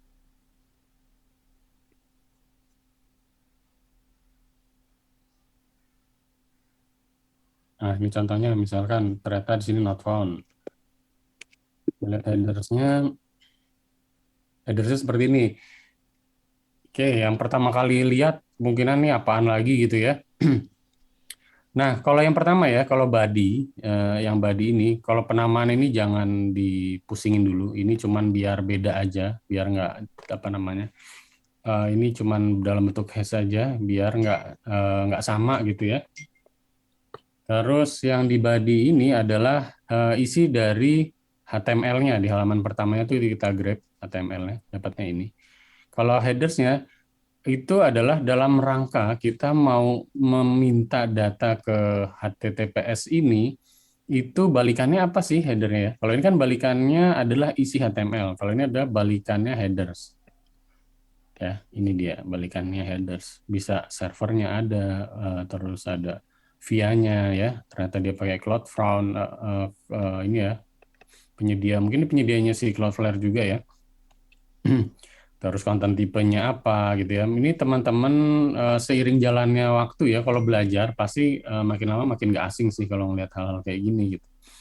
Maka saran saya tetap belajar aja, walaupun sekarang mungkin belum ngerti banget, tetap aja belajar mana yang masuk gitu ya, itu akan berguna banget buat hal-hal teman-teman selanjutnya gitu. Oke, ini mungkin balik lagi teman-teman nanya, ya kalau kayak gini kan kita juga ngecek lagi satu-satu gitu ya.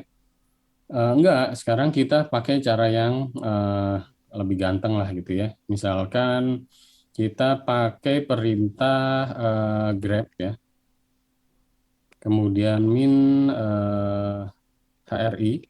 Saya mau lihat servernya yang dipakai dari seluruh subdomain yang up tadi itu apa aja sih. Kita bisa pakai grep min HRI server ya. Ternyata ini ya ada cukup banyak server-server yang mereka pakai jenisnya. Saya nggak mau ada duplikat. Pakai apa tadi? Pakai Anyo tadi ya. Oke, saya clear dulu deh.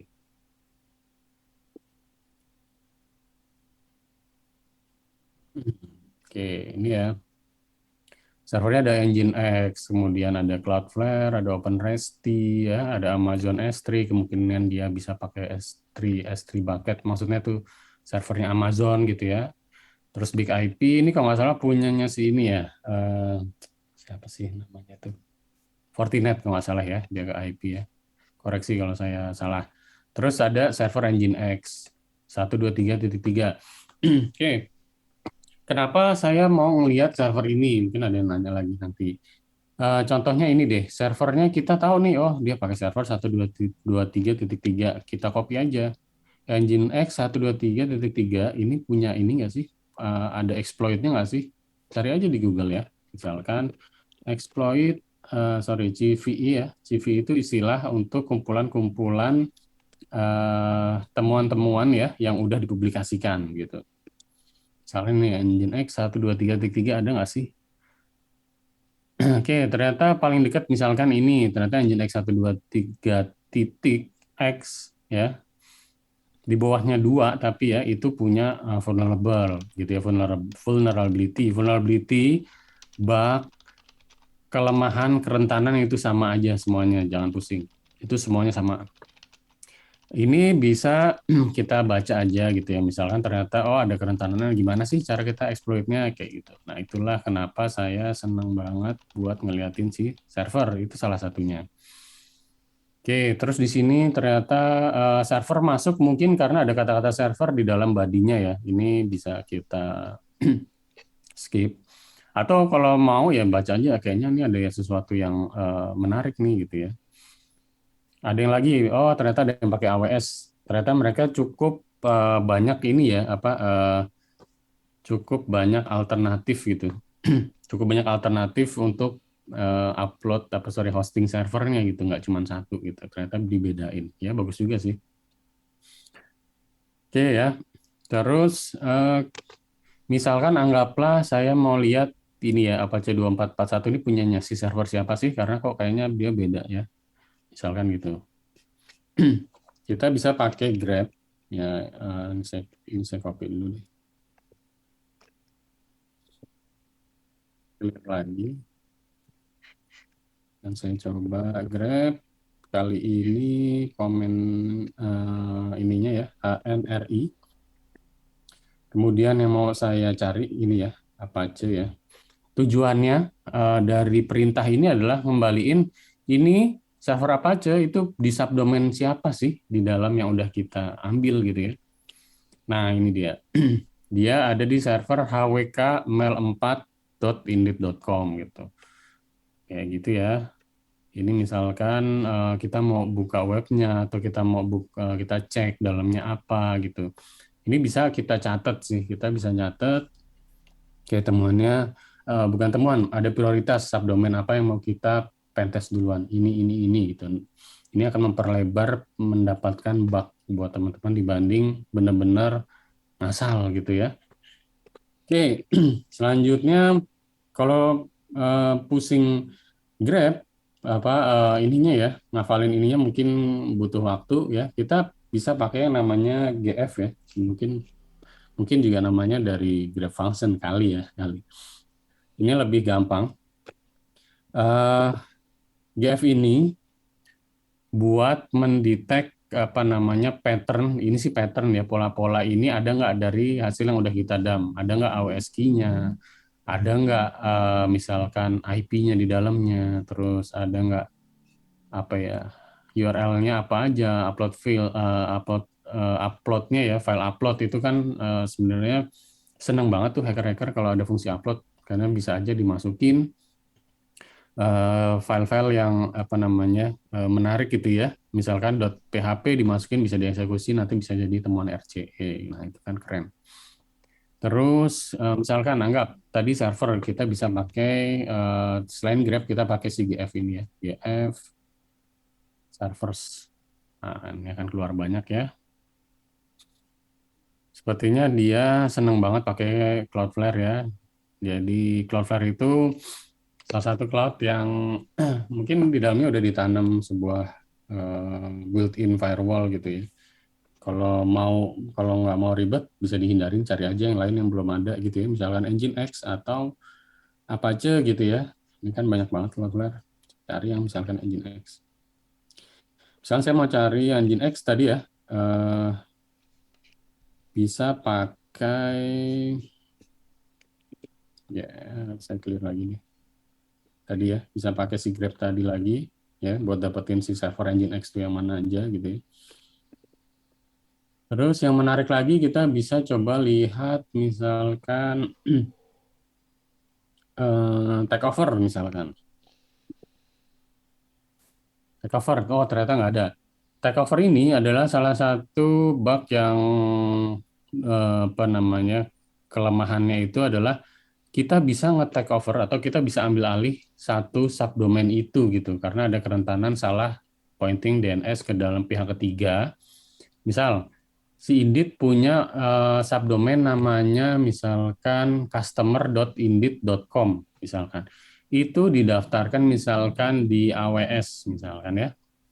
Di AWS. Kemudian tahun depan mereka udah customer ini kita matiin aja deh karena kita nggak perlu gitu ya.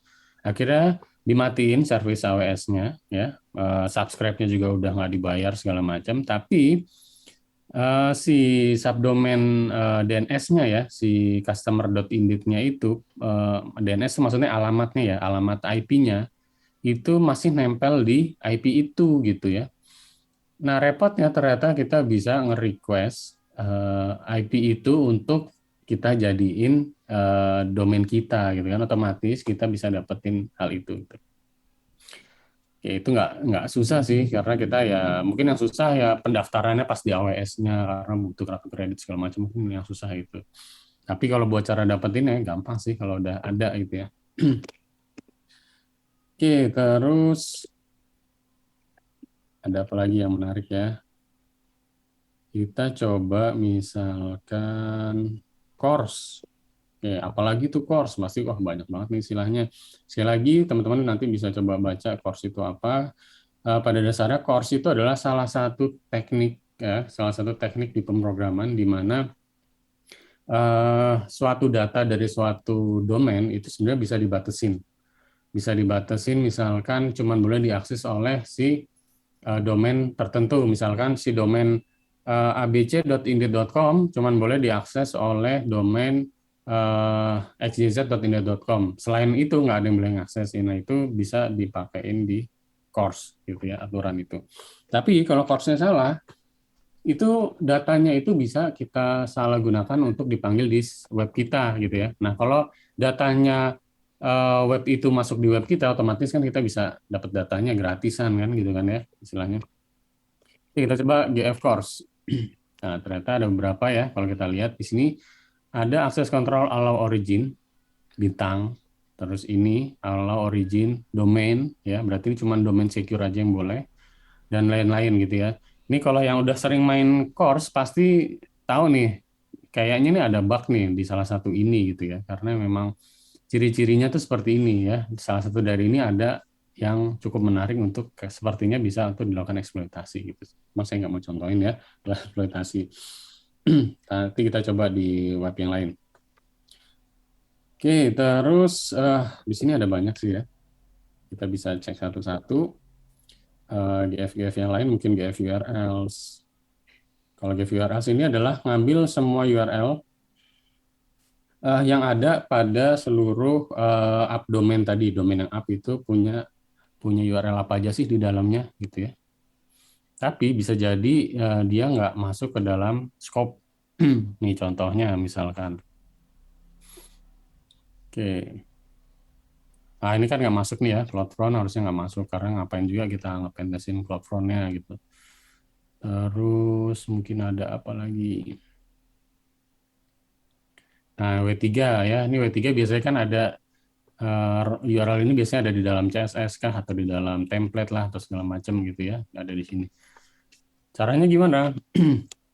Ini coba kita save dulu deh. Ya, kita save misalkan GF URLs. Terus saya save sebagai atau new aja biar nggak ada duplikat dengan nama all URLs misalkan.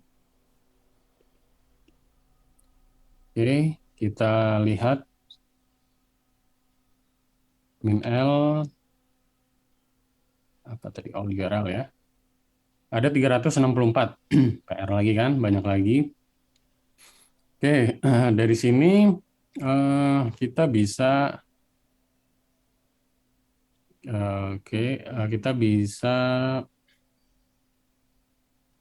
kita bisa ngebuang yang bukan dalam masuk scoping-nya. Caranya gini, kita bikin file dulu namanya .scope gitu. Terus kita bikin regex. Regex apa lagi nih? Regex itu regular expression. Ini wajib banget kalau misalkan teman-teman mau bikin sebuah tools bisa pakai regular expression. Ini harus wajib banget. Oke, caranya tadi kan indeed.com ya. Saya mau nampilin semua yang di indeed.com. Misalkan titik itu di dalam regex itu harus kita keluarkan karena titik itu adalah bagian dari rule si regex. Mau nggak mau kita harus menganggap dia itu sebagai string. Caranya pakai backslash p. Bisa dikasih $, terus kita kasih di sini tuh titik ya. Terus tadi bintang titik ya. Nah ini kita kasih matiin gini. Oke ya, terus yang kedua kita mau lihat ada nggak sih domain-domain yang bla bla bla indeed, bukan bla bla bla dot indeed ya, bla bla bla dot indeed ada nggak? Kita bisa pakai ini.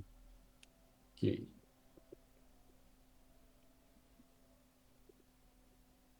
Oke, backslash. Backslash lagi ya. Oke.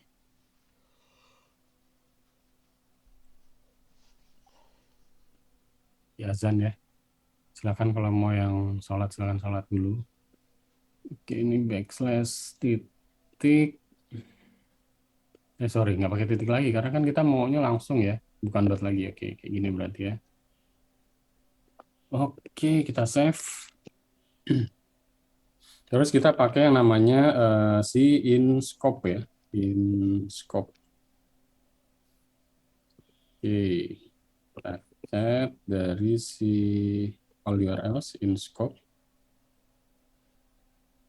Terus ini kita filter di in scope. Terus kita keluarin filenya namanya misalkan inscope.txt. Oke, ini udah keluar semua ya. Ini scope-scope yang udah kita keluarin nih. Udah nggak ada lagi deh yang kayak tadi-tadi tuh ya, kayak W3 segala macam. Nah, ini kita bisa lanjut ajar buat pentest.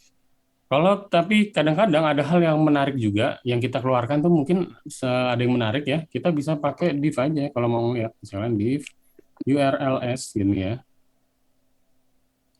All URLs sama yang udah kita save tadi in scope ya. Nah, ini adalah yang kita keluarin kayak indeed.net ya, ADP, Freshbooks. Nah, kenapa saya bilang ini menarik? Nah, kayak gini ya, sandbox indeed.net berarti kan kemungkinan ada hal-hal yang dipakai sama service ini ya, service di domain ini gitu. Oke, nah ini cukup menarik kayak gitu. Oke, kalau ada yang mau bertanya silakan bertanya.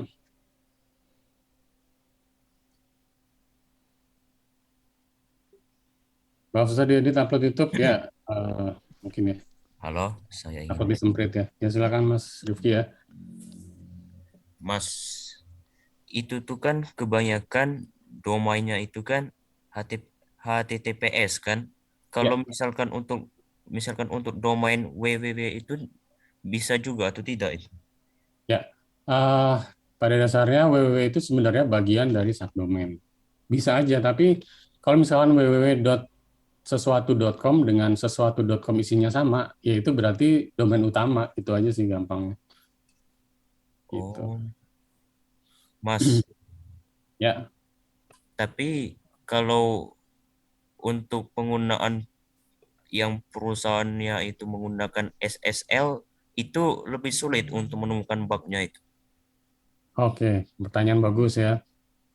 Eh, HTTP dan HTTPS S-nya itu kan secure ya, security dari SSL. Nah, SSL itu sebenarnya bukan cuman sih sebenarnya ya. Cara kerjanya dia itu sebenarnya buat apa namanya memberikan enkripsi di level transportasi data. Artinya kalau ada orang mau sniffing ya, misalkan nih saya sama Mas Rifki satu jaringan di hotspot gitu ya. Misalkan kita lagi di McD nih gitu kan. Kita connect di McD. Terus ternyata di meja sebelah ada si hacker gitu. Nah, Ya, si hacker ngejalanin proses penyadapan. Misal, ya. saya menyadap nih. Kalau Mas Rifki buka website yang HTTP tanpa S, terus login, itu si hacker pasti bakal ngeliat username-nya apa, password-nya apa, itu bisa bisa dilihat. Tapi kalau HTTPS itu nggak bakal bisa gitu. Nah, berarti keamanannya tuh cukup di situ ya, ininya ya, cara kerjanya tuh di situ gitu si SSL. Tapi kalau perkara injeksi web segala macam itu udah dua hal yang berbeda. Jadi mau pakai SSL ataupun enggak, sama-sama resikonya sama-sama sama. Kalau dalam masalah injeksi-injeksi kayak gitu, gitu ya. Oh, gitu ya. Oh, Benar. Ya, ya Mas Abimanyu benar banget saran Pak Ono ya. Emang saya juga gitu sih dulu. Kalau zaman saya dulu, saya sebenarnya nggak mau ya ngebandingin kayak kesannya saya tua banget dong ya. Kalau dulu Kebanyakan dari buku ya, seharusnya dari buku-buku Prof. Ono gitu ya. Saya kan masih di zaman di mana internet itu mahal gitu, mahal banget.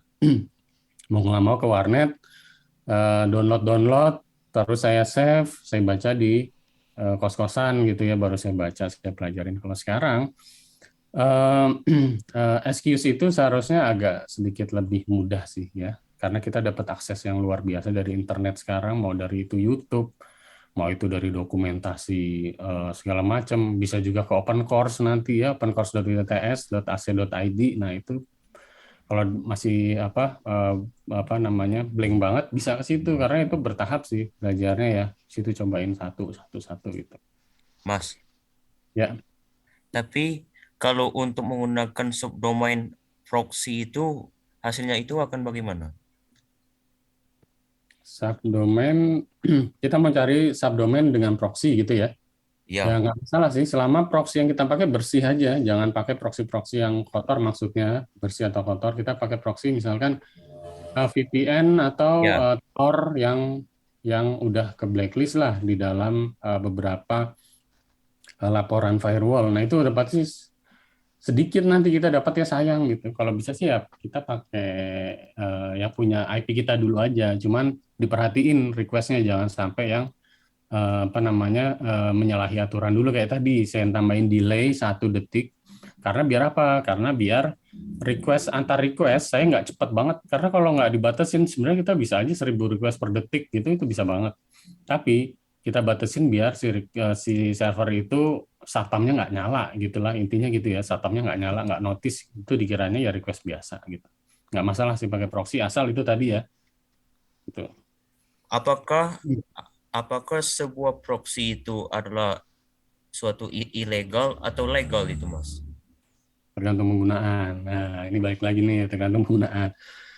Kalau proxy VPN dipakainya buat apa ya, buat pekerjaan biasanya mungkin ada di kantor misalkan.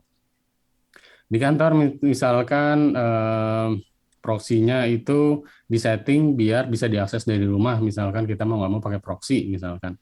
Nah itu sih ya wajar-wajar aja, nggak masalah. Sebenarnya teknologi itu sebenarnya nggak jahat sih ya, yang jahat itu sebenarnya orangnya. User Jadi berarti yang itu yang banyak yang disalahgunakan itu ya. ya betul gitu. Biasanya kan Oh, pakainya yang nggak gitulah ya. Oke. Oke, nanti ya saya lanjut dulu. Makasih Mas pertanyaannya. Saya coba lanjut. Sekarang kita masuk ke fase exploit nih. Nah, ini mungkin sedikit lebih lebih mudah ya di awal dibanding yang tadi karena yang tadi banyak banget query-queryan. Kalau di sini kita cukup pakai satu aplikasi namanya Burp Suite ya, di sini ya. Burp Suite. Masih ada waktunya ya. Burp Suite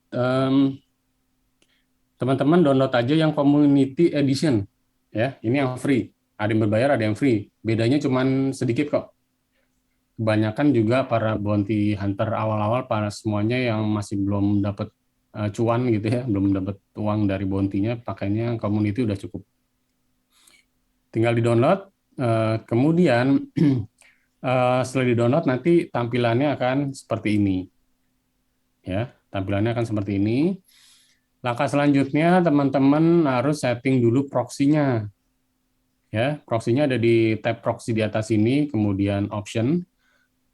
Listener-nya, ini teman-teman tinggal add gini ya. Ini tujuannya apa nih? Saya jelasin dulu dari tujuan proxy-nya ini agar segala hal yang lewat browser kita akan dibelokkan dulu ke dalam si Burp Suite. Tujuannya apa? Tujuannya ya biar kita tahu sebenarnya website ini komunikasinya ngeluarin data apa aja sih gitu ya. Kemudian data itu bisa nggak kita tangkap dulu, terus kita edit, terus kita kirim lagi ke mereka. Bisa nggak sih gitu ya? Kalau bisa bagus kan, berarti kita bisa apa namanya bisa memulai fase eksploitasi gitu. Kalau kita aja nggak tahu gimana cara exploitnya, gimana cara kita narok serangannya, kita bingung sendiri gitu nanti ya. Nah ini adalah tools yang sangat-sangat powerful sih. Ini wajib sih hukumnya kalau kalian mau masuk jadi bug hunter gitu ya. Ini juga bakal kepake banget nih di CTF nanti. Ya, ini diinstal terus di setting ya 127.0.0.1 ini bebas ya ininya nih maksudnya portnya. Tapi untuk apa namanya, untuk addressnya itu sebaiknya pakai 127 ya, 127 mungkin udah ada yang tahu ya, localhost kita atau PC atau komputer kita sendiri. Terus portnya bebas, tapi kalau bisa jangan 80, jangan 443. Pakai aja yang belum dipakai, misalkan 8080 gitu ya. Nah, dari sini setelah kita set save ya, nanti dia akan berusaha untuk mendengarkan ada nggak sih apa namanya data yang lewat sini gitu. Kemudian selanjutnya kita akan setup kebetulan Chrome saya udah di setup ya. Coba saya pakai buka di Firefox. Untuk browsernya bebas, teman-teman. Kalau biasa pakai Firefox boleh pakai Firefox. Kalau pakai apa namanya Chrome boleh pakai Chrome ya. Ini contohnya aja. Buat nyetingnya kita lihat di sini setting. Oke, proxy ya berarti ya. Oke, kebetulan udah ya. Tadinya kan gini nih, pertamanya awalnya no proxy gitu ya. Kita pilih yang manual proxy, kita pilihnya 127.0.1, kita isi portnya disesuaikan sama si bootnya tadi ya. Terus ini dicentang aja karena kita juga mau dapetin si HTTPS gitu. Oke, kalau ini udah, otomatis semua yang lewat di Firefox ini akan dibelokkan ke si siapa namanya boot suite. Contoh misalkan saya mau buka detik.com. Oke, detik.com ya. Nah, ini ya. Sekarang saya lihat di book suite-nya. Nah, ini kan udah kebuka nih. Ya, ini ya, detik.com. Oke, untuk memfamiliarkan atau membiasakan ya, saya kasih tahu. Yang lain coba di apa ya istilahnya dialihkan dulu ya. Artinya nggak usah dipikirin dulu nih selain si proxy ini awalnya. Kita akan coba belajar si HTTP history dulu. HTTP history ini adalah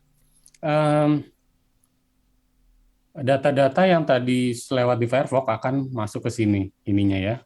Request, responnya akan masuk ke sini gitu. Oke, kalau kita udah paham ini ya, selanjutnya, sorry ada satu step yang kelewatan. Harusnya kita masang sertifikat dulu biar SSL itu bisa dipecah karena SSL itu kan tadi ya pertanyaan tadi Mas Rifki ya nggak bakal bisa disadap, jadinya harus kita pasang SSL si boot. Setelah kita setting proxy, kita bisa pakai panggil HTTP terus boot suite ya.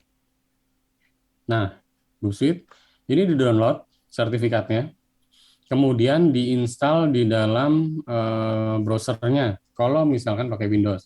Kalau di Mac itu nggak bisa pakai langsung, harus diinstal di Keystore-nya ya, agak ribet tapi udah banyak ininya sih. Udah banyak tutorialnya, yang penting teman-teman install dulu di sini ya. Install si sertifikatnya biar bisa dipecah si HTTPS-nya gitu. Arti dipecah tuh maksudnya biar bisa kebaca di boot suite gitu. Oke, kita balik lagi ya. Ya, ini misalkan ini saya close dulu deh. Saya terbiasa pakainya Chrome. Oke. Ini di Chrome itu udah saya proksikan juga sama kayak di Firefox tadi. Sekarang tadi kita udah coba untuk ngelihat si ininya ya, si siapa?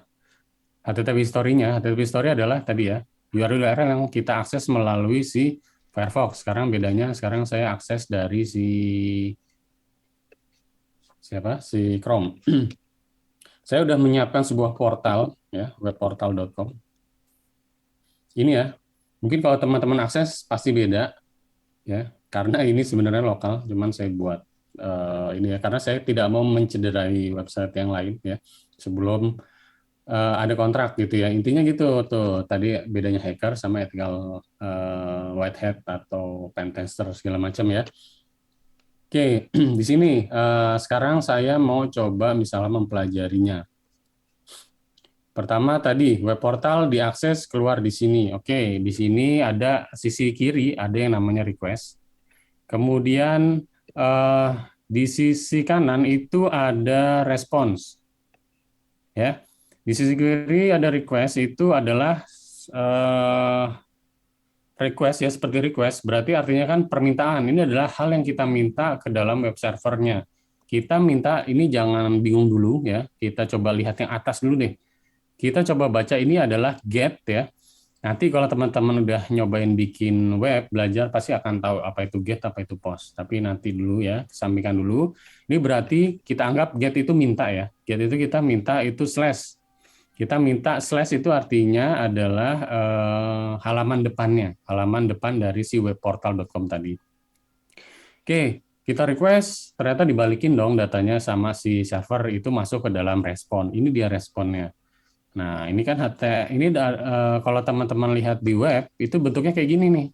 Tapi kalau sebenarnya HTML-nya itu seperti ini gitu. Kalau kita mau render juga bisa. Render tuh artinya kita HTML-nya itu kita bikinkan menjadi visual gitu ya. Itu seperti ini. Oke, cakep kan? Tapi karena kita udah next level ceritanya, udah canggih gitu ya, kita sekarang bacanya di level codingan nih, gitu ya. Karena teman-teman itu biasa di level codingan. Oke, selanjutnya kita akan coba untuk misalkan ini ya. Ini masih ada waktu nggak ya? Masih ya, tinggal 15 menit lagi belum. Oke, search-nya misalkan saya mau cari sesuatu. Oke, saya enter. Ternyata no result for sesuatu. Oh, kita cari yang ada dulu di Android. Oke, Android ada ya. Sekarang kita balik lagi ke si siapa? Borsuitnya. Kita cek. Ini ada 2 kali post kan? Karena tadi saya 2 kali mencari kan. Nah, kita lihat post ya, kirim post gitu ya. Artinya ada sesuatu yang dikirimkan gitu ya. Kalau get kan kita dapetin aja, tapi kita nggak ngirimin sesuatu gitu ya. Walaupun sebenarnya kita bisa ngirimin pakai get, tapi yang di post tipikalnya adalah dia akan mengirimkan sesuatu di bodinya. Nah, ini ya, body itu gampang ya. Setelah request ini ada satu jarak ya, terus jarak di bawahnya. Nah, itu adalah body itu ya. Oke, nah ternyata untuk manggil si search-nya ini nama parameternya adalah search dan inputannya adalah Android gitu kan, sesuai apa yang kita ketik tadi kan. Nah, keluarnya di sini pasti ada si Android ya. Kita coba cek di search di bawah sini ya, ada Android, mudah-mudahan kelihatan di bawah. Nah, ini ada Android kan. Oke, sekarang saya sekarang mau nyobain exploit kira-kira apa sih kalau ada di pencarian tuh ya. Oke, kita kalau ada pencarian, misalkan saya coba kirim ya, saya pengen tujuannya itu untuk memodifikasi si Android ini jadi misalkan string-string yang aneh lah gitulah ya, yang bahasa-bahasa planet gitu misalnya. Ya udah ini kita kirim ke repeater gitu ya. Caranya repeater itu bukan repeater WiFi ya. Di sini ada tab namanya repeater. Oke, berarti kita udah tahu sekarang ada tab proxy ya. Kemudian sekarang kita naik lagi satu, ada repeater nih. Oke, mungkin 2 ini dulu aja kita pelajarin, karena sebenarnya yang pelajarin ya paling baik ya proxy dan repeater ini gitu. Sisanya nanti aja kalau teman-teman udah mulai membiasakan diri pakai Seaborg ini. Oke, di repeater ini eh, kita bisa kirim request-nya ke repeater. Repeater kan udah dari namanya aja kita udah tahu pengulang kan. Jadi kita mau ngulangin si request ini tapi nggak lewat websitenya, tapi lewat si burknya gitu ya. Ini kita klik kanan, kita kirim send to repeater. Oke, di send to repeater sama persis kan kayak request-nya tadi, tapi ini kita coba send dulu ya, kita kirim. Nah, dia akan menghasilkan yang sama. Tapi coba teman-teman berimajinasi gitu ya. Kira-kira saya mau injeksi di mana ya, gitu ya. Nah, injeksi kan erat kaitannya dengan inputan gitu. Berarti kita cari inputan. Nah, kalau post inputannya itu seperti ini. Search itu berarti variabelnya ya atau parameternya dan inputannya itu Android. Karena yang kita ketik tadi kan Android ya. Coba saya mau input yang lain deh. Misalkan input apa ya gitu ya. Input apa ya? Submit, kita cek ada nggak sih? Ketulis lagi nggak ya gitu ya. Oke, ternyata ketulis ya. Ini nutupin banget nih. Ternyata ketulis ya, no result for input apa ya gitu ya. Nah, kalau teman-teman udah belajar beberapa serangan itu yang menyerang sebuah tag dalam HTML, salah satunya adalah proses scripting gitu ya. Proses scripting adalah salah satu serangan yang efeknya itu bisa merubah tampilan dalam website dan juga bisa ngerubah ngambil cookie dari seseorang. Nah, cookie apalagi nanti bisa belajar lagi ya, cookie itu penanda sih intinya gitu. Oke, saya cuma mau kasih tahu dulu ini cara penggunaan sibuknya ya. Oke, misalkan saya mau injeksi. Oke, ini cara misalkan saya contohin yang nakalnya, misalkan ya nakal tuh maksudnya hacker-hacker gitu ya. Kalau hacker kan misalkan gini nih. Oke, yang mana ya? Ini deh misalkan.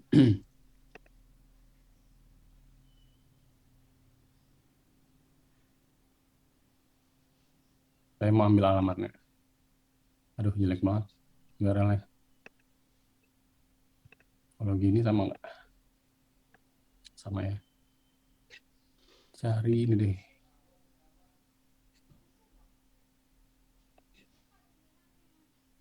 Oke, ini bisa ya. Oke, misalkan saya mau ngagetin si adminnya gitu ya. Saya mau input sebuah, kalau normalnya kan orang-orang input normalnya bentuk teks biasa gini nih. Tapi kalau orang nggak normal, hacker itu orang nggak normal saya nyebutnya. Karena dia harus mikir yang nggak normal gitu. Kalau normal ya nggak bakal bisa ngehack gitu ya. Ini ya, IMG, SRC sama dengan, ini adalah tag buat manggil si file apa file image gitu ya. Contohnya saya kirim misalkan ya. Oke, coba ini kita lihat di sini nampil nggak sih image SRC? Ternyata bisa ya. Oke, sekarang ini bisa saya repeat atau bisa saya ada yang mau nanya mungkin? Bentar ya, coba saya search di sini. Oke, nah tampilannya berubah nih.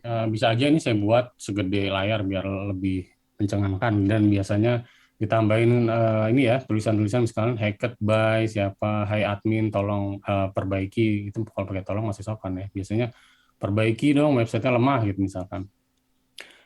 Itu adalah tindakan yang tidak baik gitu ya. Nah, kenapa? Karena seharusnya kalau emang teman-teman niatnya pengen bantu si admin yang memiliki website yang lebih aman, ya sebaiknya dikirim berupa laporan ya kan. Makanya kita harus ini ya, kita harus bisa juga membantu mereka untuk membaca laporannya gitu ya. Nah, ini masih ada waktu nggak sih? Tinggal 8 menit lagi. Saya kasih ininya aja deh, hal-hal yang harus ada gitu ya dalam laporan, misalkan nama bugnya ya. Nama bug, kemudian cara cara replika bugnya ya, kita nyebutnya step to reproduce gitu ya. Step to reproduce. Terus scoringnya berapa? Scoringnya mungkin di lain waktu nanti saya jelaskan ya. Di sini kayaknya nggak sempat. Terus deskripsinya. Deskripsinya tuh mungkin bisa kelemahan dari kelemahan ini kerugiannya tuh apa aja, resiko ya, deskripsi atau resikonya bisa digabung. Kemudian rekomendasinya apa aja. Gitu. Oke, di sini cross-site misalkan. Kalau cross-site, nih saya kasih tips. Kalau kita nama cross-site, jangan sekali-sekali kasih nama cross-site doang gitu ya. Nggak keren. Tapi kasih nama cross-site, misalkan cross-site di fitur pencarian. Ya, misalkan gitu. Fitur pencarian atau misalkan di parameter search, tadi kan parameternya search ya, di parameter search. Nah, ini jauh lebih profesional gitu ya dibanding cross-site doang gitu ya. Walaupun dijelasin di bawah-bawahnya gitu ya. Step to reproduce, masukkan misalkan ya pada fungsi search, masukkan payload. Payload itu artinya bentuk string yang aneh-aneh tadi ya ke dalam pencarian misalkan inputan seperti berikut. Nah kayak gini ya, scoringnya nanti pakai CVSS ini bisa dipelajarin sendiri.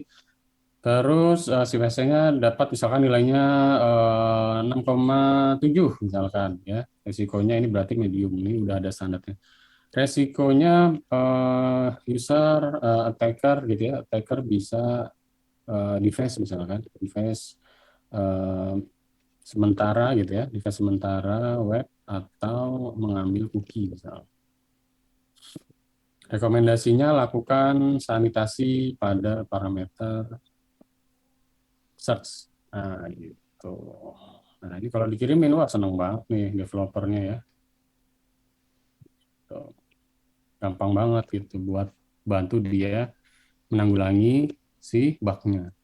Oke, saya rasa hari ini cukup sekian. Saya kembalikan ke Prof. Ono. Silakan, Prof. Ono. Atau Terima Mas Agung. kasih banyak, itu keren banget sih. Saya jadi ikut belajar sih dari tadi, menarik. Terima kasih Pak Dinas. Itu teman-teman semua tadi pengennya terus lagi, cuman kasihan nih udah jam 4. Oke, terima kasih banyak Pak Dimas. Terima kasih buat semua peserta. Mudah-mudahan bisa bertambah ilmunya dan mudah-mudahan bisa ikut aktif di nanti perlombaan CTF-nya langsung ya. Ya, Kita tutup pertemuan kita hari ini. Sekali lagi terima kasih Pak Dimas. Bila itu Assalamualaikum warahmatullahi wabarakatuh. Kita tutup semua. Waalaikumsalam. selamat Kang, Weh. Oh, uculan itu bapaknya. Walah, tak pikir siapa ini daging semua. ya kan kena proksi jadi ganti nama. Oh, ya. Biar aman ya. Ya, Ya, siap. thank you, Mas. Thank you, Prof. Ya, terima Ya, kasih. semuanya. Ntar ada sertifikat dari Bu Anin. Ya, Buat naik pangkat biar cepet jadi profesor. Amin, amin. Tetap dosen mah harus jadi profesor. Kalau CEO mungkin nggak perlu profesor. ini Kang Rifki ini anu keren sekali nih. Ini Iya. anaknya Baswedan bukan ini? Kenapa mukanya mirip ya tadi Mas Rifki ya? Oke. Terima Ya, kasih banyak ya semuanya. sama-sama. Pak Agung juga terima kasih banyak. Besok kita ada workshop 5G, workshop webinar 5G. Ya, siap. Keren ya. Oke, terima kasih, terima kasih. Saya live ya, terima kasih. Yuk.